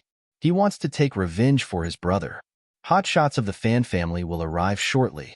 The Heaven Punishment City will be active when that happens. Pausing for a while, Aogu Duo continued. We're now sure that the Heaven Punishment City does have an intimidating existence. That person is watching over the order of the city. Anybody who dares to fight will be punished strictly.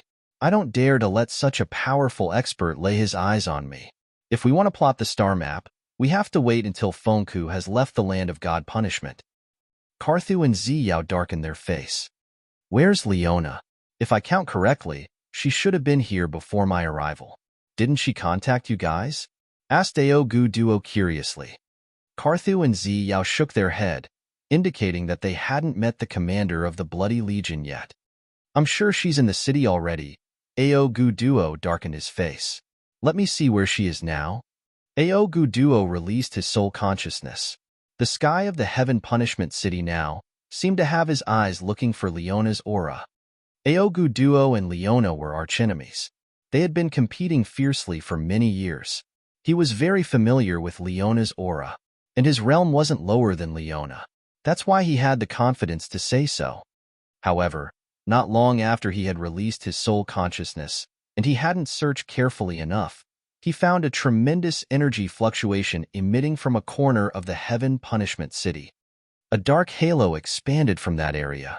Wherever that halo passed by, darkness fell, shrouding everything. Energy fluctuations or any other movements became unclear inside that dark light curtain. The soul consciousness couldn't sense anything, either. Aogu Duo was shaken. He gathered himself immediately. It's Leona, Karthu cried in fear. That wave of energy was too powerful. Not only Aogu Duo but also Karthu could feel it. She's in the Heaven Punishment City, indeed. Go get her. Damn it. Such tremendous dark energy fluctuations will alert all original God Realm warriors. Big trouble. Aogu Duo grimaced, getting infuriated. Once she's exposed, they will know we're here. We can't sneak in anymore. Karthu and Ziyao didn't say anything. They just flew after Aogu Duo. They headed to the area where dark energy fluctuated strangely and visibly. At the same time, some original God Realm experts in the Heaven Punishment City were scattered in different areas. All felt that the dark power had engulfed them. Having a little hesitation, they then dashed toward that area. They were Fengku, Russell, Jianong, Barrett, Jester, the master of the Li family, Li Yufeng, and Bai Tian, the commander of the Underworld League. The high existence at the original God Realm had confirmed Leona's identity immediately when they sensed that aura. Leona was infamous in the raging Flamestar area. The dark power was her flagship. As soon as they saw it, they immediately knew who was the maker of this commotion. Pirates of the Heaven Punishment City hated the members of the three big forces. Leona was the best executioner of the Dark Firmament Divine Nation. Of course, they would hate her the most. Especially since the dark energy rippled this time differently somehow. It was stable as if Leona was at the critical moment of her subtle power comprehension. If they could take this chance to attack Leona, she wouldn't be able to use all of her power. It was possible that they could kill her this time. Everybody was excited, accelerating towards her location. It was because of the darkness that they couldn't see their own fingers. Leona was shrouded in the darkness that was more like black ink. A flow of terrifying dark energy was released, sweeping everywhere. Yin, Ka-Tua, and his brother couldn't see each other or Leona's figure. They were all shrouded in the absolute darkness. However, they could feel that Leona's location very clearly. She was like a massive dark sun appearing in their sea of consciousness, which was emitting earth-shaking energy fluctuations. Darkness expanded, reaching every direction. After a couple minutes, the entire Heaven Punishment City, an area of tens of thousands of square miles, was covered by the dark. The entire Heaven Punishment City was sunk into absolute darkness, darkness so black that people couldn't see their own fingers. The warriors couldn't see each other. They could only use their souls to sense. No matter what crystal or energy source was used, once a beam of light sparkled, the darkness would swallow it immediately. It seemed that dark power didn't want to let any beam of light appear. She's comprehending her dark power Upanishad. Kafu's voice trembled in the dark. We are near her. Should something unexpected happen to us? Although they couldn't see each other, their verbal communication wasn't restrained. They could also use the soul consciousness to locate the others. What are you worried about? Yin snorted. If she wanted to kill you, you would be dead now. Don't talk nonsense. I'm afraid that her power couldn't be controlled well, and while she's comprehending her power, she forgets about our existence. With her realm and power, as soon as she urges her energy, we will die immediately. I'm afraid that she would kill us accidentally. Kafu was anxious in the dark. His voice even trembled. Leona was notorious, indeed. She was famous for her bloodthirsty instinct. Kafu was scared of her. Today, she was revealing her earth-shattering energy. Of course, this man got more frightened. No, she could control the dark power easily. At her realm, she wouldn't fall into such an unconscious condition. Although Ka-Tua wasn't so confident, he still tried to comfort his brother. Some experts are coming. Yin bawled. Ka-Tua could also feel it. Not only one. Oh, F***CK. It seems like all the original God Realm experts in the Heaven Punishment City are coming. We got big trouble this time. What should we do? Kafu wanted to cry. She's the regimental commander of the Dark Firmament Divine Nation, the top executioner. If Fonka knows we're here with her, I'm afraid that we won't be able to stay in the Heaven Punishment City anymore. If they accuse us of cooperating with the enemy, our career will be destroyed shortly. Ka-Tua was frowning. He stayed quiet as he couldn't think of anything to calm his brother down. She's learning the Dark Upanishad. We can't say anything now. If someone disturbs her now, it will affect her progress in advancing her Upanishad, said Yin. Pondering, he continued, we should try our best to protect her. No matter what happens in the future, we're on the same side. We should help each other. Senior, I also want to help her. But the three of us aren't a match for Barrett alone. People who are heading here are all the original God Realm experts of the Heaven Punishment City. I think even the outsiders. How can we help her? You tell me. Ka-Tua couldn't help but yell. Listening to him, Yin fell into silence. Yes, it's true. How could they help her? How could they resist the incoming forces? Depend on them, the three King God Realm warriors. He suddenly had a headache as he felt so helpless. It was because of their low realm and insufficient energy. If he could have Leona's competence, he could stay outside and resist the enemy to give her time. However, he was just a small warrior at the King God Realm. Facing so many original God Realm experts, what could he do? While the three of them had no solution, a hoarse voice arose in the dark room. That damn girl knows I won't just stand and stare. That's why she dares act recklessly like that. The voice stopped. The only dark halo that wasn't affected by the darkness appeared clearly, illuminating this chamber. Fei Lan didn't stand in the dark anymore. Precursor. Ka-Tua was shaken. He got emotional, kneeling down and pounding his head on the ground. Thank you for caring about me those recent years. Ka-tu, I will never forget your favors during the rest of my life. Fei Lan snorted. You don't need to thank me. I just did it because of the mark on your forehead. Otherwise, I wouldn't have cared about your death or life. Pausing for a while, she looked at Shi Yin. You're not bad.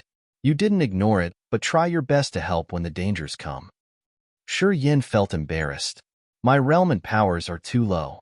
Although I want to help, I cannot do much. I was just talking. If they come, I will be their target soon. It's enough that you have this thought. Fei Lan nodded, talking faintly. You three are standing on the way.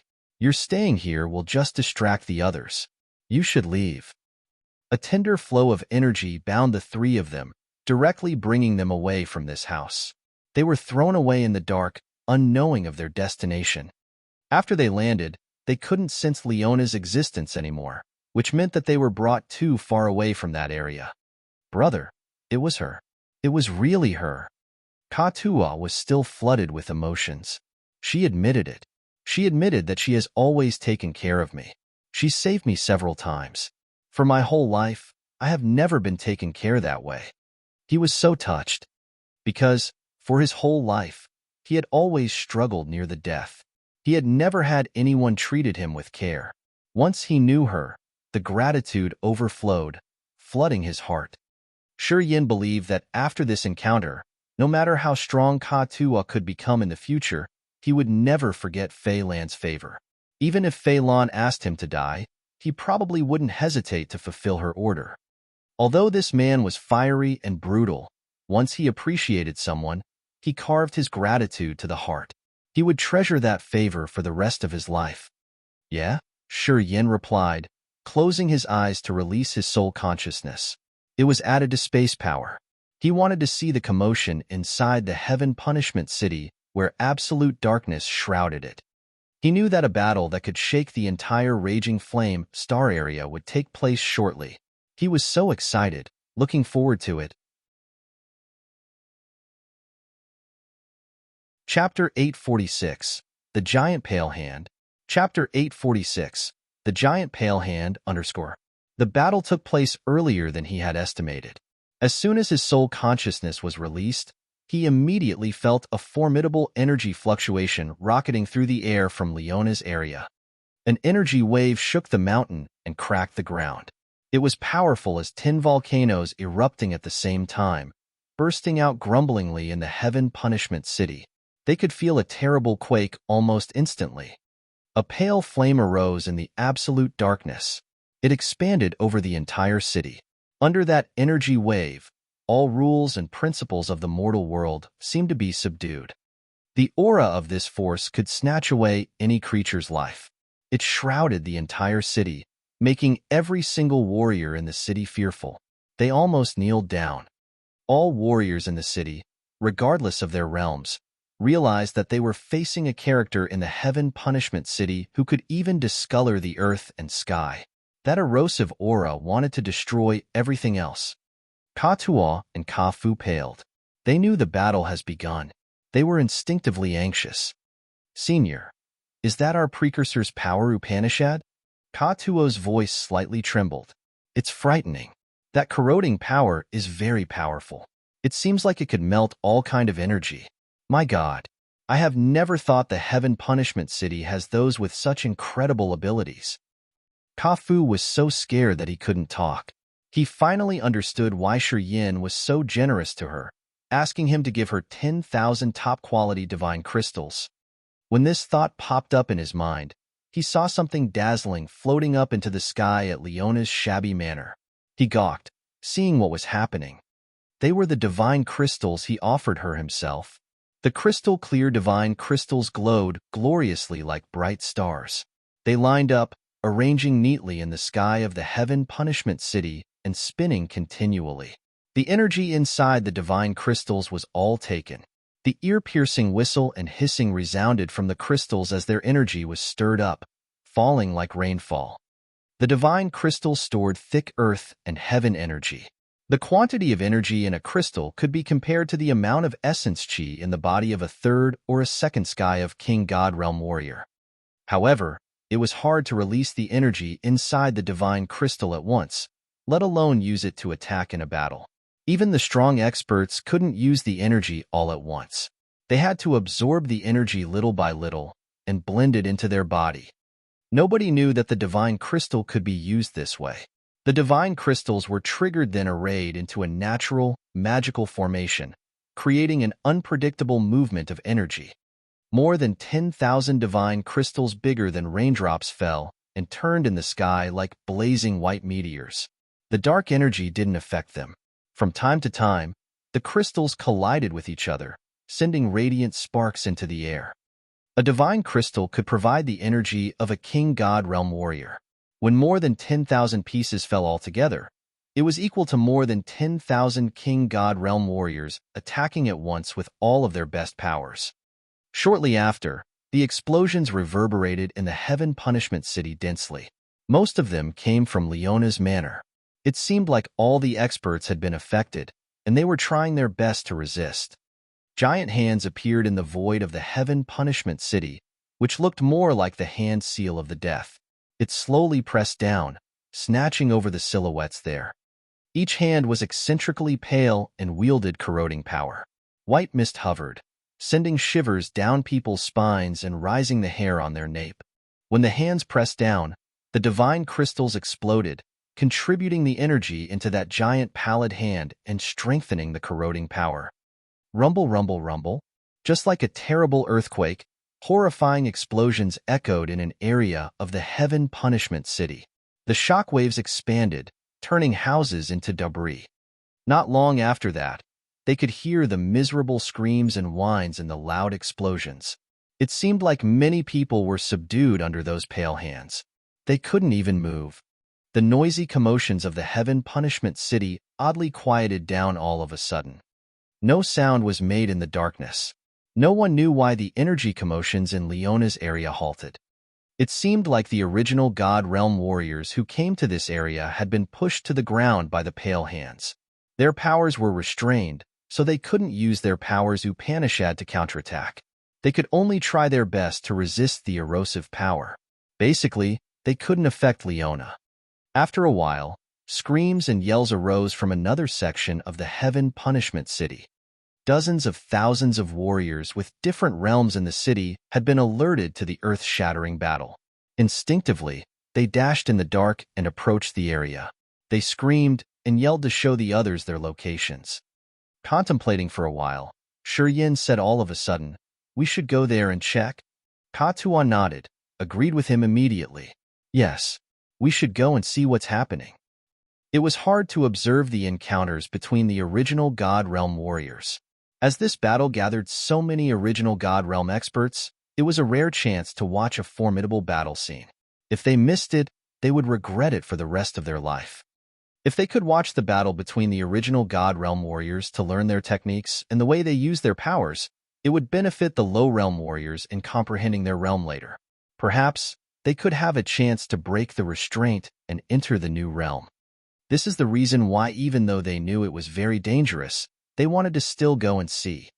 They wanted to see the tremendous details of this battle. They wanted to see how the strong experts control their powers, and to which level the unimaginable intimidation of those experts had reached. Shiryin, Ka Tuo, Ka Fu, and many other warriors congregated at that area through the darkness. That area had the brilliant divine crystals mark the location in the sky. This battlefield was obvious. They didn't need to worry about not finding it. As they couldn't see each other, they could only release the soul consciousness to sense.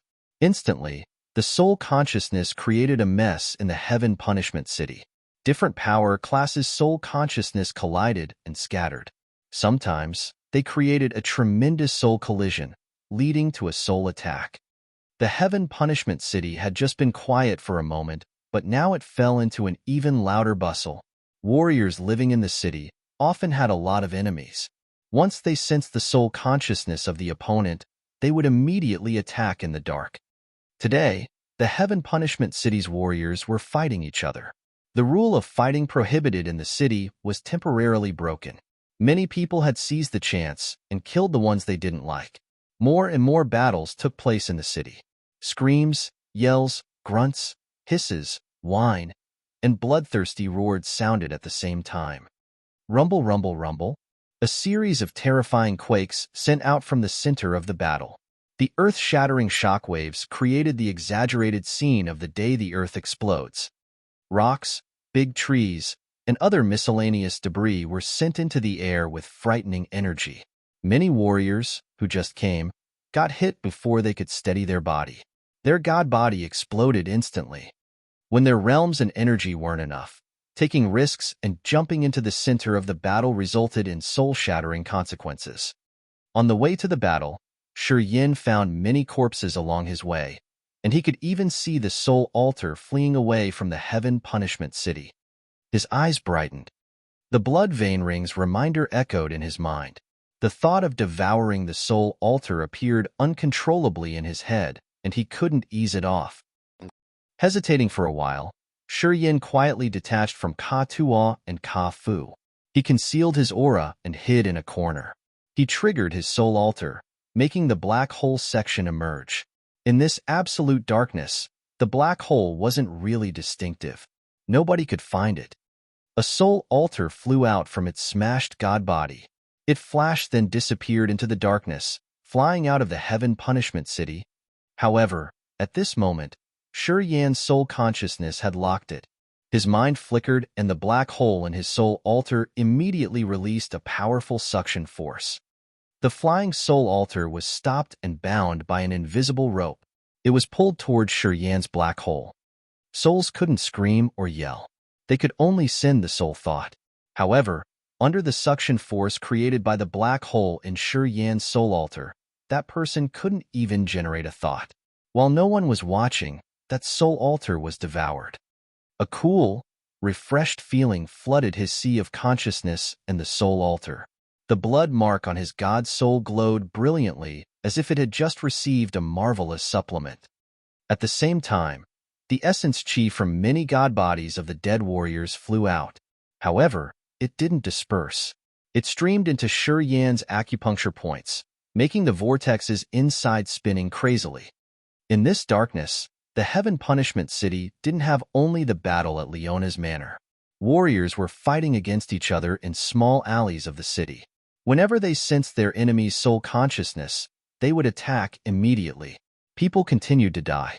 Warriors staying in the heaven punishment city had at least the true god realm cultivation base, while the king god realm warriors made up a large portion of the city's population. When Yin spotted a dead warrior, he was like the ferocious beast inhaling the fresh scent of blood. He would sneakily use the black hole in his soul altar to wolf down the other's soul altar. At the same time, his acupuncture points would take in the essence chi of the dead. When he targeted a killed warrior, he would absorb the energy of the dead body and soul before they scattered. The heaven punishment city was now unbearably chaotic. Warriors died unceasingly. At this moment, Yin was the one receiving the greatest benefit. He wandered around the city like a savage beast, devouring the essence chi and soul energy of the dead experts. He didn't spend any bit of his energy or join any battle, but he became the person to continue to gain. He kept walking and absorbing energy. Gradually, his acupuncture points enlarged. The negative energy was torrentially surging in his acupuncture points. The vortexes were revolving to filter and refine the energy. Each of his acupuncture points was shaking, sending unstable ripples. Some strange but marvelous change had quietly happened while he didn't notice. Chapter 847. A Bloody Grand Banquet. Chapter 847. A Bloody Grand Banquet, _ Yan's acupuncture points swelled while the vortexes inside him spun crazily, generating abundant negative moods. He entered the third sky of rampage uncontrollably. The dead Upanishad was released, creating the god domain. The thick blood sea appeared outside his god domain. The blood soul sea, the magic power of the dead Upanishad. Yin wore a cold face, walking slowly in silence. On his way, any warriors standing near his god domain became perplexed. Then, they acted as if they were under a deadly spell. They had lost their prior thoughts. Now, only the simple desire of slaughtering was in their minds. Warriors inside the dead Upanishad's blood soul sea had negative moods flooding their sea of consciousness. Their soul altars shook anxiously while their minds were controlled. Shortly after, those warriors started to kill each other, whether they were friend or enemy. They all fell into bedevilment. Only the thought of killing remained in their minds. They wanted to destroy everything, killing every creature. The massacre became fiercer because of Shrouding. With his divine ability called the Blood Soul Sea, the battle became bloodier. Shrouding was numb as though he had no emotion at all. He looked like he was enjoying this bloody grand banquet. Sauntering forward, Shrouding didn't attack anyone or have any strange movement. His god domain was instinctively released. The negative moods were like invisible robes tying down everybody come near him. The crowd of warriors near him became dull and perplexed, seeing that they just acted by their most basic fighting instinct. Naturally, more warriors fell. Under the Blood Soul Sea, they had lost their minds, slaughtering each other until one died. When a soul altar escaped the god body, Shrouding would release his soul altar with the black hole to engulf it. Shortly after, 5 soul altars disappeared into the black hole in Shrouding's soul altar. His eyes became as red as blood. Whenever a warrior died, the warrior's essence chi, which hadn't scattered into earth and heaven yet, would be absorbed into Shrouding's acupuncture points. Gradually, his acupuncture points felt more painful. He was shaking. Trying to press down the annoyance in his god body, Shrouding still moved forward, wandering around the area where there were more battles. He was using a method which made him undetectable. His god domain was getting more soul altars as more people dead. The god domain of the dead Upanishad had the soul burial ground on the outside, which could absorb the soul aura of living people. Shrouding's vigorous god body stayed inside. When the energy rolled into his body, his mind became calm and lucid. He didn't need to worry about falling into bedevilment, and he walked like that around the heaven punishment city. Wherever he passed by, the battles became wilder and fiercer. This situation was too good for his development.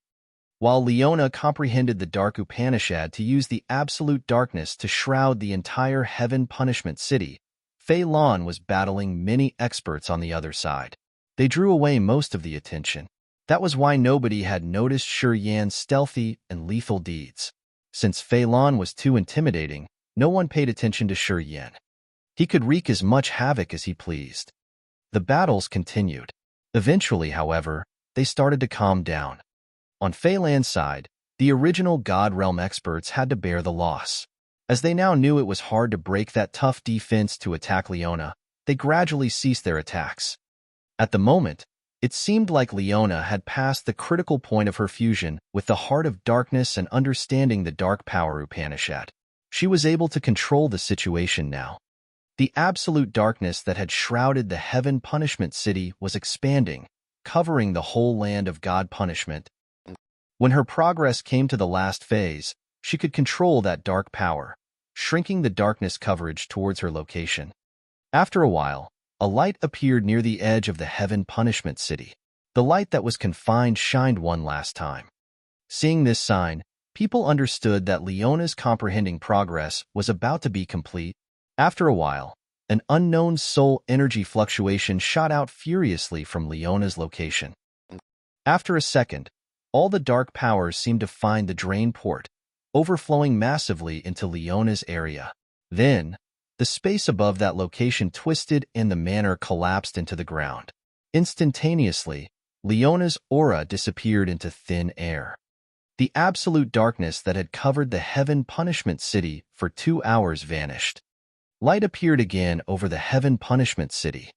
At Leona's area, people were sitting on the ground. They looked distressed and pale. Many bodies were scattered around. The ones who were still alive were the most intimidating existences of the heaven punishment city, which included Feng Ku, Russell, Jianong, Jester, and Barrett. Surprisingly, Carthu, Liu Feng, Ao Gu Duo, and Bai Tian were also in this group.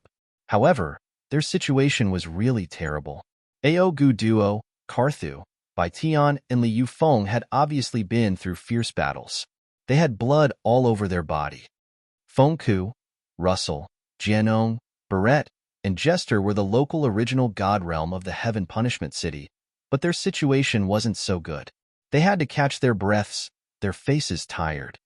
10 miles away from them stood Aogera, Ziyao, and Feng Rao, the juniors with lower realms. They stood on the ruins of the houses, looking at that area with fright. The earth-shaking battle seemed to have settled. However, no one knew what happened in that battle or how fierce it was except for the ones who had joined it. Ziyao, Aogera, and Feng Rao were the first ones to arrive in this area. They could feel the energy impacts, but they didn't know who was battling whom. Due to the darkness shrouding, they could only use the soul consciousness to sense. However, the King God Realm soul consciousness would be affected, resulted in the damage to the soul. Thus, no one dared to take risks to go nearer. Those who were at the original God Realm gathered outside of Leona's stone room. They all participated in this battle. However, none of them showed the happiness of a victory. They seemed to be damaged, standing or sitting with a grimace. No one knew what they were thinking. Leona's garden wasn't large. It was around 10 mu of land. At this moment, an abyss that they couldn't see the bottom appeared in the garden, giving people a wicked and strange feeling. Around 100 houses were crushed into nothingness. Dust hovered in the air that hadn't settled yet. At first glance, this area seemed to be ground. Everything was destroyed. The original God Realm experts stayed in ruins, looking at each other with hostility, saying nothing. Standing outside the scene, Ziyao, Feng Rao, Feng Xiao, Aogera, Yalan, and Taimu gawked in fear. Several thousand warriors of the Heaven Punishment City gathered around the area of the original God Realm experts, but no one dared to approach. They stood there, looking anxiously. The eroding energy that had scared the entire Heaven Punishment City had disappeared. In the void, the exhausted fist-sized divine crystals turned white-gray. They were still floating and hadn't fallen down yet. Those crystals had created a vague net with a thick mesh, enveloping 10 miles. All the original God Realm experts were standing inside the coverage of that stone net. From 10 miles outside, several thousand onlookers weren't included in the coverage of the big net. The hermit who had created the net seemed to aim at only the original God Realm experts. Warriors who didn't cross the line wouldn't be affected. However, the ones who dared to jump in all died, except for those at the original God Realm. Hundreds of corpses from different forces were the harsh evidence for this theory. Everybody kept silent. Whether they were the experts at the original God Realm or the onlookers at the King God Realm, they all had grimaced at the shattered aftermath of the battle. They felt bitter, their eyes worried. No one knew whether that hermit had left or not. Thus, since they couldn't see or sense that hermit's aura, none of them dared to act rashly. Feng Ku, Liu Feng, and Aogu duo didn't dare to jump into that deep abyss to find Leona, even though they were intimidating experts at the original God Realm. As Ziyao, Feng Rao, Feng Xiao, and the others had only the King God Realm cultivation base, they didn't dare to intrude the 10-mile area to ask for their precursors or family members' situation. They just watched from a distance, waiting for something. He must have left already, right? Feng Ku sat on a pile of crushed stone. He talked uncertainly after a while. Russell, Jianong, and Barrett sat near him. They just beamed a forced smile and answered nothing. We were treated differently. He didn't consider us as enemies. He just didn't want us to come near. Feng Ku contemplated for seconds, then said, "We can confirm that he's a member of the Heaven Punishment City. As long as we, the local warriors, stay honest, he won't touch us." Pausing for a while, he continued, "Those who wanted to take advantages of the situation, of course, didn't receive a decent ending." While he was talking, he raked through the bodies scattering around, frowning. "It's my luck that I survived this time as well," Barrett sighed, shaking his head. "Too powerful. Today, I finally know that we're too weak compared to the real experts." While they were talking, Aogu duo, Karthu, Liu Feng from the Li family, and Bai Tian from the Underworld League on the other side were looking at each other, furrowing their brows. They were trying to restore their aura while pondering. Fei Lan didn't show mercy when attacking them. They were all wounded. Their condition wasn't good. "Look, over there, over there." Suddenly, The noise arose from the onlookers outside. More warriors turned around to look behind their back. Feng Rao and Zi Yao turned around to look. They were shaken immediately with fear. Chapter 848. I'm sorry, I will choose him. Chapter 848. I'm sorry, I will choose him. People stared at the place where the battles were the most fierce. Dozens of King God Realm warriors attacked each other as though they were all crazy, not knowing whether the opponent was from their side or not. They seemed to not feel pain as well. A thick, blood-colored mist and sea of blood released brutal and wicked energy fluctuations. It seemed that the red hue could affect people's soul alter at once. Just at first glance, their souls looked like they were sinking deep into it. Only a lucid man was floating in the middle of the blood sea. It was Shi Yin. Wicked energy flooded the blood sea. Shi Yin hovered with a cold face and garnet eyes. He just watched the battles idly as if he didn't know that he was the one who had initiated this. Inside the blood sea, blood splashed everywhere. Parts of human bodies were scattered on the ground, which belonged to those who had battled to the death. Looking further, they found more withered corpses on the road. They seemed to be bled to death. Someone counted almost 100 corpses on the street. Blood mist hovered and wound around. The eccentric, evil aura slowly arose. Looking at the blood mist and the blood sea, the warriors couldn't help but feel very anxious and uneasy as if they had to jump in there and fight as well. The onlookers were frightened, seeing the young man with his bizarre and wicked energy fluctuation. A chill went down their spines. So odd and cunning. After all, what kind of power could make people act crazily like that? They didn't recognize their comrades who had been fighting with them for so many years. They were all battling fiercely until someone died. What is going on? That man is the boy who has defeated Blackhorn. He has competed with Barrett for young Lady Feng Rao. It's him again? But why does he look so evil right now?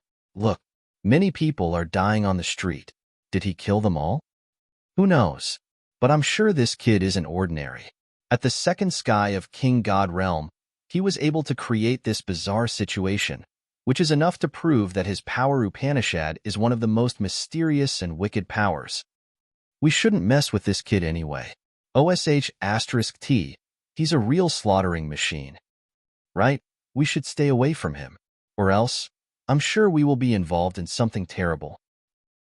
Everybody discussed boisterously. They temporarily forgot that the original God Realm experts were sitting behind them to adjust their condition in silence. Now, they kept their eyes on Shi Yin. Little sister. Feng Xiao was bewildered for a while. Suddenly, he became stiff and serious. He cried out, "Our people are being attacked and killed." Feng Rao discolored. She cleared her mind, taking in a cold breath before flying out and heading towards Shi Yin. As soon as she was about to reach him, she shouted, "Stop it!" Zi Yao's bright eyes got colder looking at the woman. She couldn't help but snort as she disliked her. This was the first time Zi Yao saw Feng Rao. Studying the woman, she felt more annoyed. Feng Rao's evil charm and her care for Shi Yin made Zi Yao instinctively upset. She couldn't explain why she felt irritated. She just thought that she should be the one who tried to stop him, not Feng Rao. However, she didn't dare expose herself. She was a princess of the Dark Firmament Divine Nation, the enemy of the Heaven Punishment City. She also didn't have the original God Realm cultivation base. If people spotted her, it would be hard to escape. "Stop it! Quickly!" Feng Rao shouted hastily. Hearing her frightened shout, Shi Yan's blood eyes flashed. He took a deep breath as if he had been awakened from a strange realm. After 15 minutes, the god domain he had released was retrieved. The blood mist wound around the sky disappeared as if it was sucked into a space slit. His garnet eyes gradually resumed their normal color. However, the bloody aura on his body was still terrifying and intimidating. Bloody slaughterer Ka Tuo and Ka Fu stood in the crowd, looking at him from a far distance, their visage baffled. They had come with Shi Yin originally. However, they lost him along the way.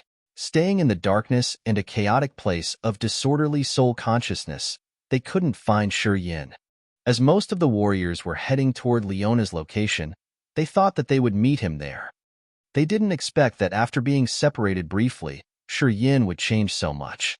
He surprised and frightened the crowd of the warriors in the Heaven Punishment City. I need to go for a while. Yin suddenly extended one arm. An unknown flow of murderous aura congregated in his palm. An invisible force snatched Feng Rao's soft body, preventing her from approaching him. I'll be back shortly. If you want to depart the expedition to explore the star map, just go. You don't need to wait for me. Yin didn't wait for Feng Rao to respond. He faced the sky and screamed. The void echoed a whistle, just like a sharp sword tearing the sky. A dazzling space slit appeared above his head. He immediately flew into the crack, not waiting for the others to react. He disappeared in a blink. Feng Rao hurried to come to him, but a barrier had stopped her. She could only see him leaving, unable to do anything else. That space slit just flashed then closed. That area was flat, having no streaks of being torn once. As soon as Yin disappeared strangely, the negative energy had gone altogether. Those insane warriors gradually resumed their clear minds.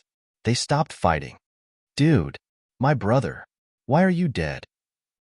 Brother, damn, what's happened? What happened? Why did we fight with each other? How come? Who did it? You will be our enemies forever. After the warriors regained control of themselves, they looked around and found that their death-or-life opponent were their friends and brothers who they shared many memories with. They burst out angrily, shouting and cursing. They were so enraged that they wanted to find the person who caused all these things to take revenge and make him pay a big bloody price for what he'd done. Too bad. Yin had left a long time ago. They couldn't find him. Young lady, our master does have sharp eyes. I couldn't understand him, but now I got it. I'm totally convinced. Allard put on a strangely solemn visage, speaking. The devil deeds Yin had performed today was much more dazzling than his battle against Blackhorn. Many King God Realm warriors were dead under the effects of his powers. Many warriors had gone insane, killing each other. And Yin acted unnaturally calm, floating in the bloody mist. He looked like a judge of hell, casually looking at the scene that scared people out of their wits. Allard was now convinced and admired him. He suddenly said with emotions, "If you marry this man, he will be a great support to our master's hegemony. My young lady, this man won't be a frog in the pond. Sooner or later, he will become the hottest star in the raging flame star area." The beautiful eyes of Bai Rou showed that she was stunned. She looked in the direction Yin had disappeared, her mind in disorder. She still remembered when she first met Yin. On the 6th herbal star of the Underworld League, Yin was just a human body cauldron at that time that Nita had been using. She hadn't put him in her eyes. They just wanted to use his abundant blood chi to produce medicines and break through to the second sky of King God Realm. That year, Yin was just a small character not worth mentioning. At that time, he hadn't been eligible to talk to her. However, it has not been a long time. Not more than 10 years later, that small character had entered the second sky of King God Realm from his second sky of True God Realm. They were at the same realm, but his real competence had surpassed hers.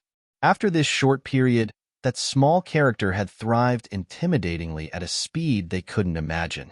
To recruit this man, her father wanted to sacrifice her life's happiness. She couldn't understand why. She bore a grudge against her father for his ruthless and heartless deed. She hated her father because he had cruelly interfered with her life. However, seeing the cold man floating in the middle of the blood mist, she didn't know why her heart suddenly shivered. The lake in her heart rippled marvelously, as if someone had thrown a rock in it. She understood that no matter what her future would be, that scene would always be engraved in her heart. A cold and unfeeling man could always catch the eyes of women in the raging flame star area, and she wasn't an exception. "Your Highness, if you can't recruit him one more time, you have to destroy him at any cost," said Aogera in a low tone while stooping down so nobody could see his real emotions. Ziyao's body shivered. Her beautiful eyes were misty. Aogera's correct. Carthew suddenly stormed out. He was the first one leaving that area. He seemed to not be afraid of the hermit in the dark. Carthew's visage was grim. "He's too dangerous. He's much more excellent than His Majesty when he was young. If he marries Feng Rao, the Heaven Punishment City will become the fourth strong force of the Raging Flame Star area. It will threaten the overlord position of the Divine Nation. Sir, but Shi Yin. Yalan opened her mouth as if she wanted to say something. If he works for the Divine Nation, it will benefit our fortune.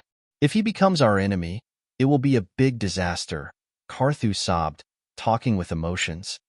Ziyao's beautiful eyes sparkled with a dim light. Looking at the place where Shi Yin had disappeared, her heart was beating hard. However, she kept quiet. Your Highness, Ao Gera lifted his head, his eyes sharp. Ziyao's soft body shook. She turned around to look at him. With an ice-like visage, she said deliberately, if I could choose only one between you and Shi Yin, I'm sorry. I would choose him. Ao Gera looked like he was struck. He paled, clutching his heart. He then said with a miserable smile, so, that's it. I'm a fool. I'm King fool. If you haven't attacked him, and if you haven't joined the other to attack me, I wouldn't have said that. What did my brother Du Jiao promise you that resulted in you giving him my information? Why did you end up waiting by my side? Ziyao suddenly became strong. She didn't hide her disgust anymore. Speaking coldly, compared to you, he may be callous and wicked, but at least he wouldn't have acted so stealthily to manipulate me. He wouldn't have many faces like you, and he wouldn't change his face behind my back. Good. Good talk. Ao Gera smiled miserably. Turns out I'm such a person in your heart. I finally wake up today. My uncle is right. In the eyes of the sort of woman like you, it is only about benefits and values. Every man has clear value in your eyes. Today, his value is greater than mine. He has surpassed me. That's why you chose him, right? It's your business no matter how you think about that. Ziyao sighed, waving her hand as she felt so heavy inwardly. You should go. My glorious amethyst star isn't a good place for you. I hope you can have a better world staying with Sir Aogu Duo. All right. I also want to see if Shi Yin ends up giving you all that you want in the end. We should clean our eyes and see. Ao Gera nodded. He turned around and left resolutely. Chapter 849. Burn your hand. Feel the heat. Chapter 849. Burn your hand. Feel the heat, Uncle Carthu. How did you dare to get out? Ziyao quietly saw Ao Gera leaving. She knew that from now on, this man would walk the same way with Aogu Duo. He might become her biggest obstacle in the future.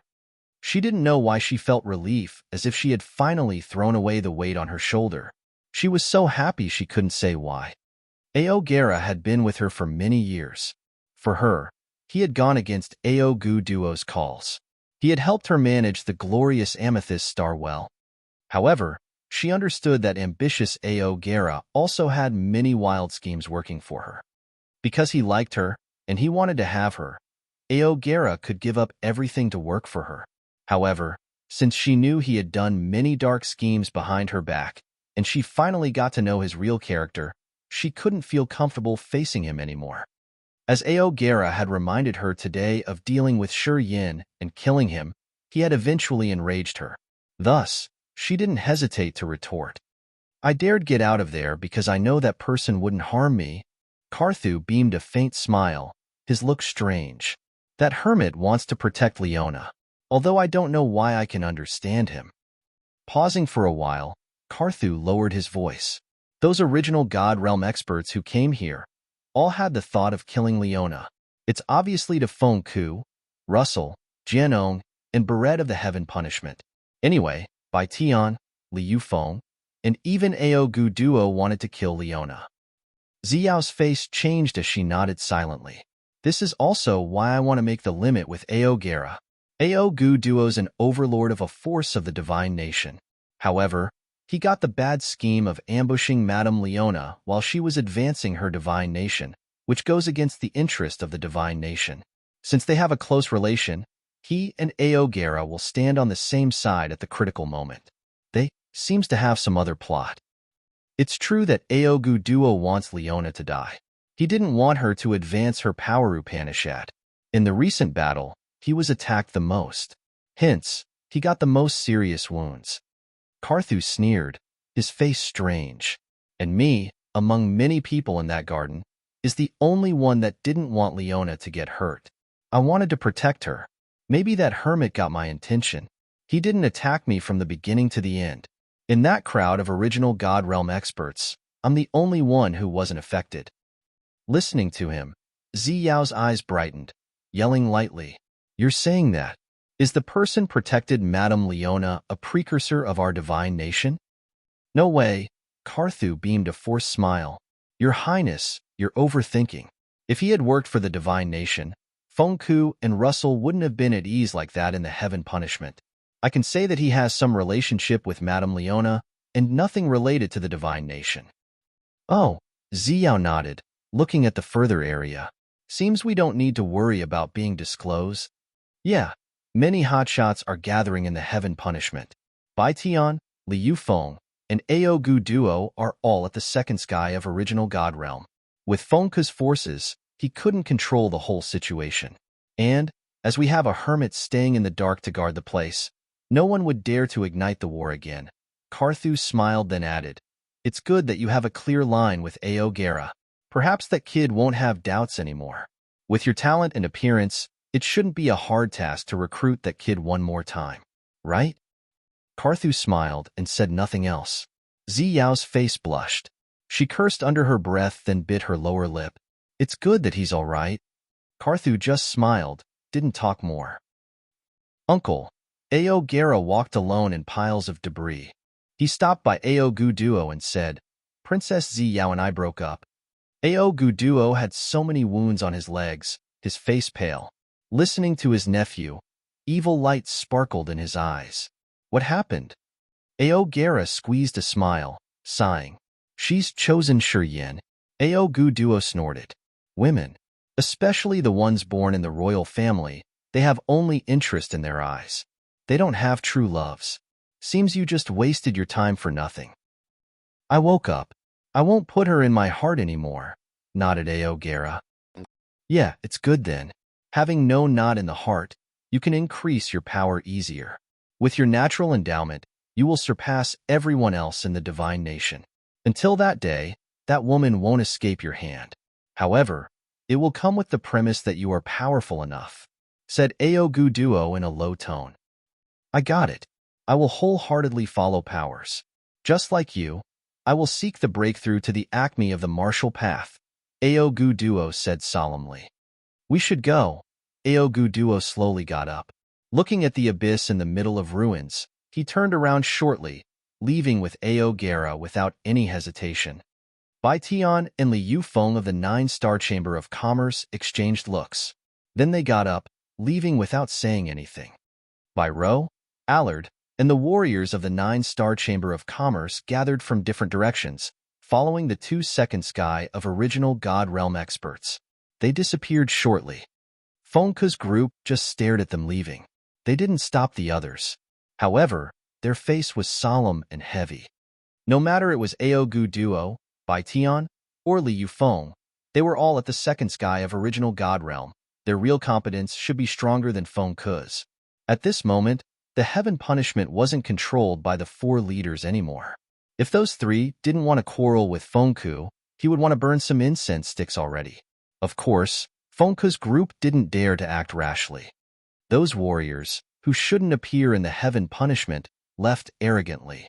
Along their way, many pirates were scared, making way for them proactively as if they were afraid that they would welcome trouble to their life.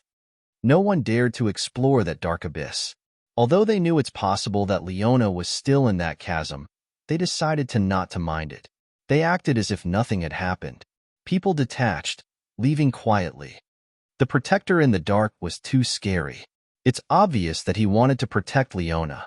Unless they were confident of their realm, if they provoked the other, they couldn't bear the consequences. "Why did you guys scream just previously?" On the way back, Bai Tian turned around, asking Bai Rou and Allard with a little surprise. Allard was shaken. He hastened to lively narrate what he had witnessed. His face was full of excitement and respect. "Commander, you have such a bright vision. That kid has an imposing potential. Now, I'm convinced that if he marries Our Lady Bai Rou, It will be a big assistance to your hegemony. Listening to Allard, Bai Tian's eyes brightened. But then, he sighed. Young hero. Bai Ro bit her lower lip, her face pale strangely. She didn't say anything, so they didn't know what she was thinking. Little Ro, what do you think? Asked Bai Tian all of a sudden. What? Bai Ro was bewildered, lifted her head anxiously. I didn't hear you clearly. What do you think about that kid? Bai Tian smiled, repeating his question. He's a little bit excellent. Bai Ro mumbled her answer, her beautiful eyes bright. More dangerous than anyone I've met. I'd wronged him. If I had known he could have such performance, I would have kept him at any cost. Including getting married to him? Bai Tian chuckled, teasing his daughter. Father, don't tease me. You're annoying. Bai Ro stooped shyly. She seemed to be touched, didn't resist furiously anymore. Women in the raging flame star area would enthrone the strong. Wild and stubborn young hotshots would attract their eyes better. Bai Ro wasn't an exception. Shi Yan's performance made her see him in a new aspect. The annoyance she got about him seemed to be smashed down. The lake in her heart now had a hunky figure who was playing the strings of her heart, making her uneasy. All right, I'll be on this. When we see him again, I will force him to marry you. Bai Tian laughed as his mood wasn't bad. Nasty, Bai Ro screamed in a low tone. Apparently, she didn't oppose this opinion. Father, what happened? Feng Rao and Feng Xiao walked behind Feng Ku, couldn't help but ask. We were trying to kill Leona. We thought that the experts of the three forces would disturb us. We didn't expect that all had the same purpose. Then, we joined hands to fight. What a pity the hermit had dissolved our attacks. He even hurt us. Feng Ku took a deep breath, his face strange. I didn't know that the three forces have an internal problem like that. They seized the chance when darkness fell on the heaven punishment to attack Leona. Ao Gu Duo of the Dark Firmament Divine Nation also did that. Haha, I used to worry that our business couldn't be all right when so many warriors came like that. But now I feel more secure.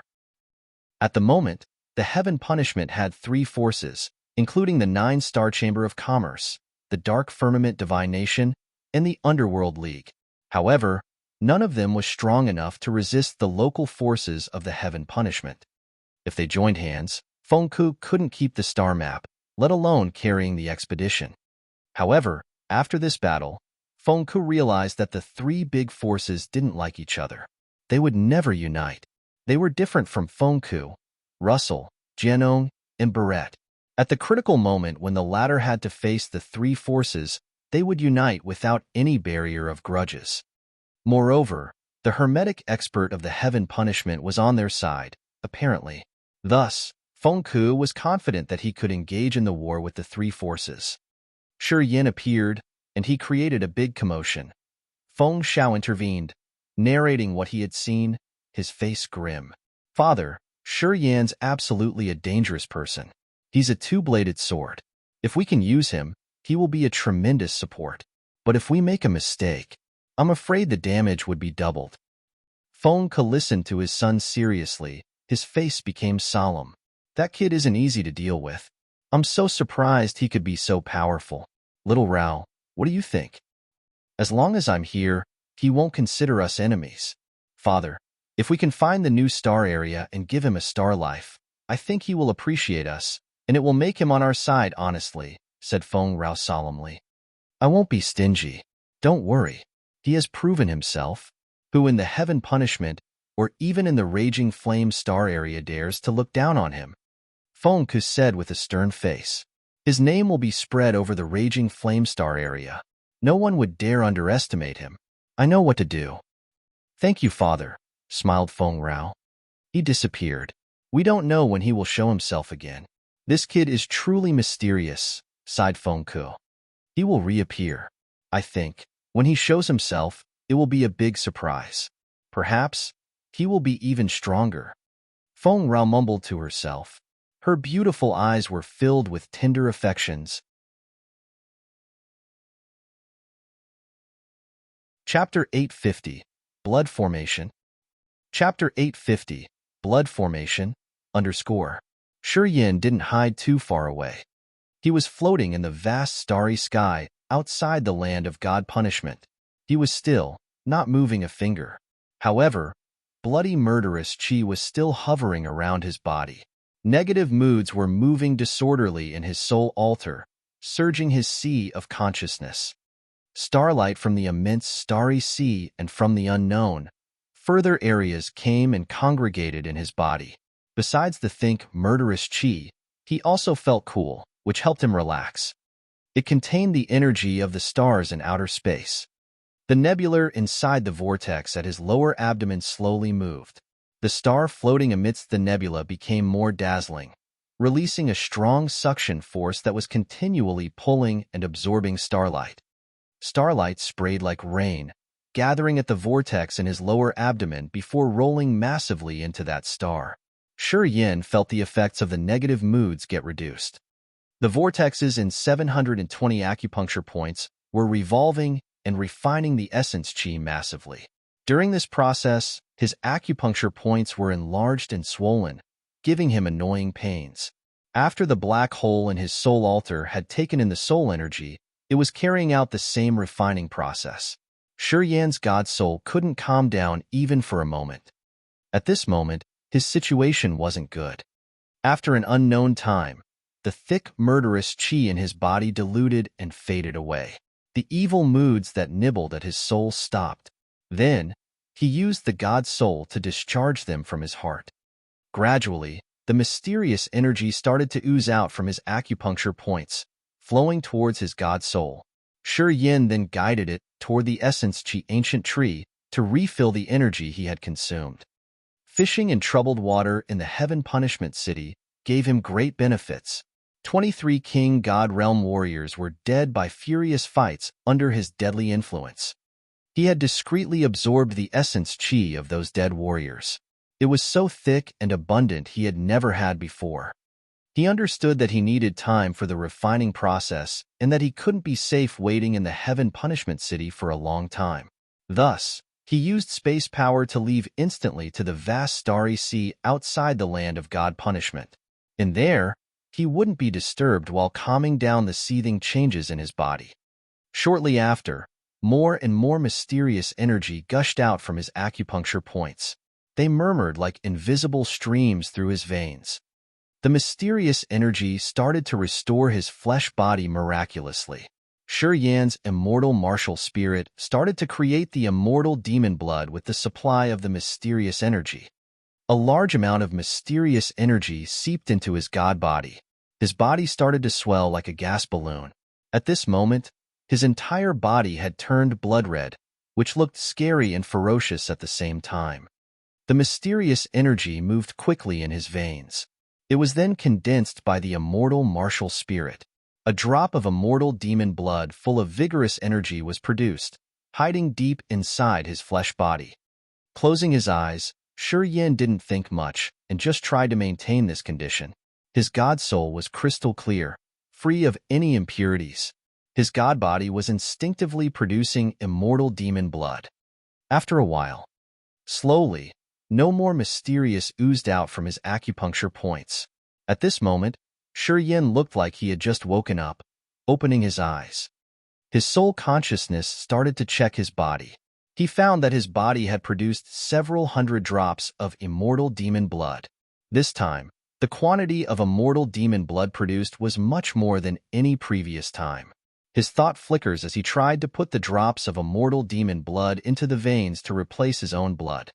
Crack, crack, crack. Clear cracking sounds echoed in his body like thunder, or much more like dashing drum beats.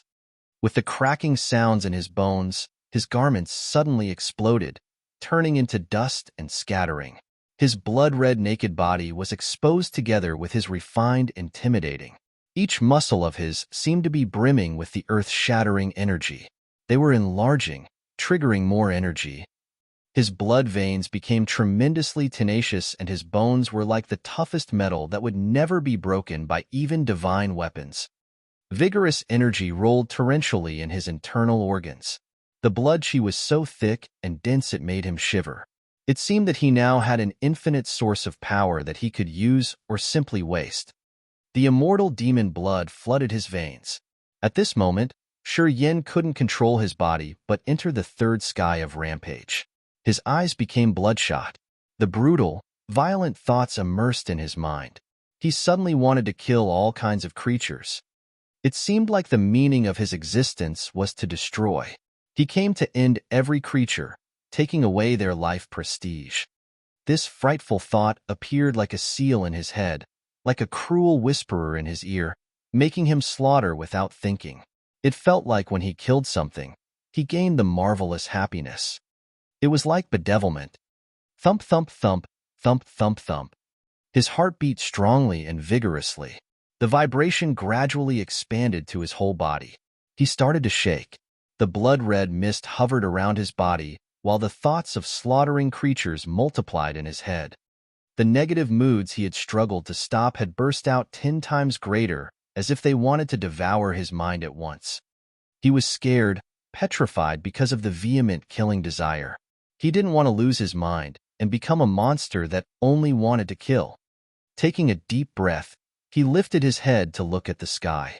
Starlight sparkled brilliantly in his eyes. He had to make his mind lucid.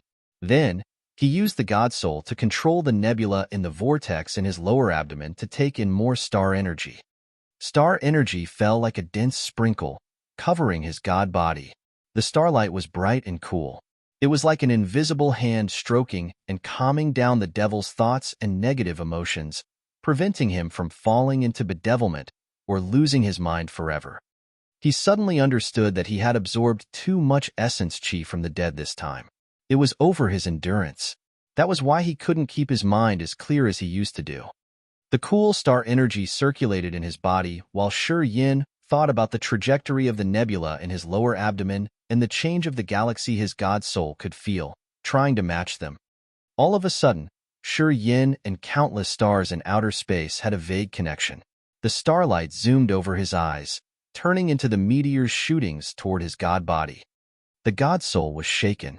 The soul altar revolved fast while the star power fluctuation in the soul altar's tier of power Upanishad became mysterious and hard to detect.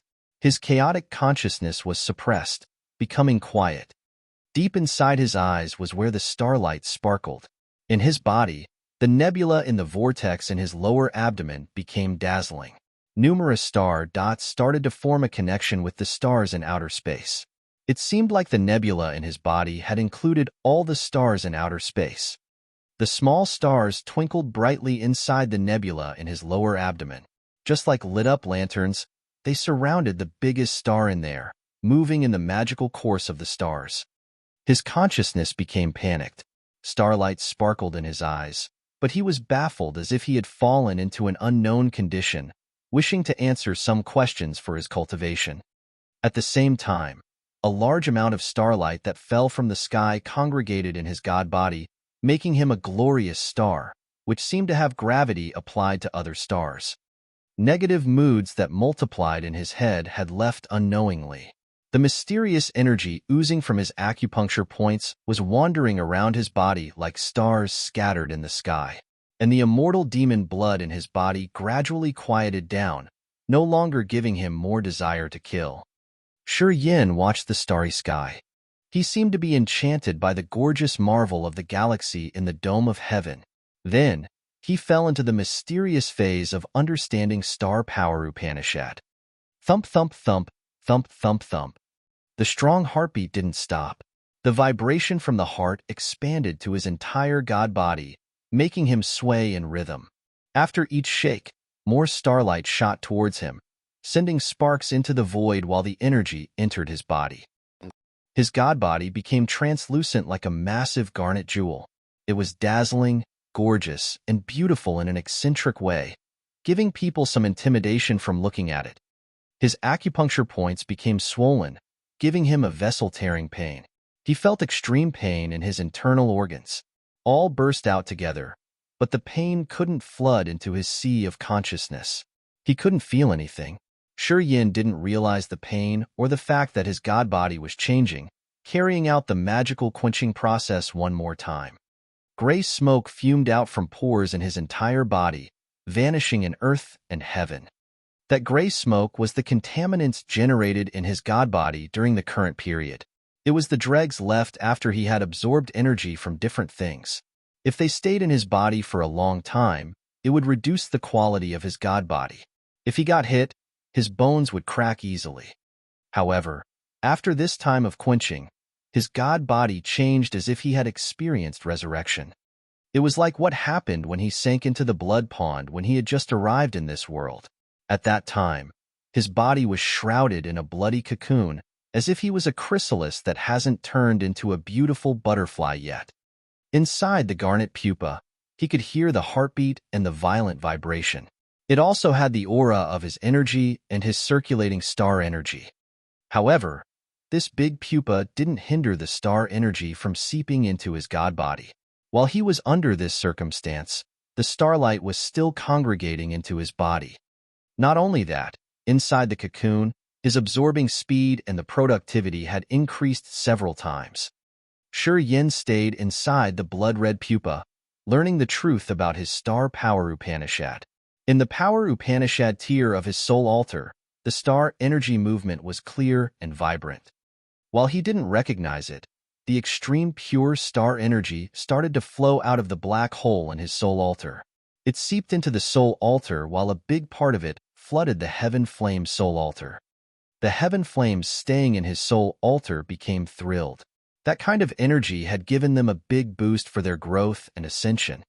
Just like Yin, the heaven flames started to transform. Apparently, at the time he broke this pupa, he would have a marvelous transformation. His realm and power would be upgraded for the second time.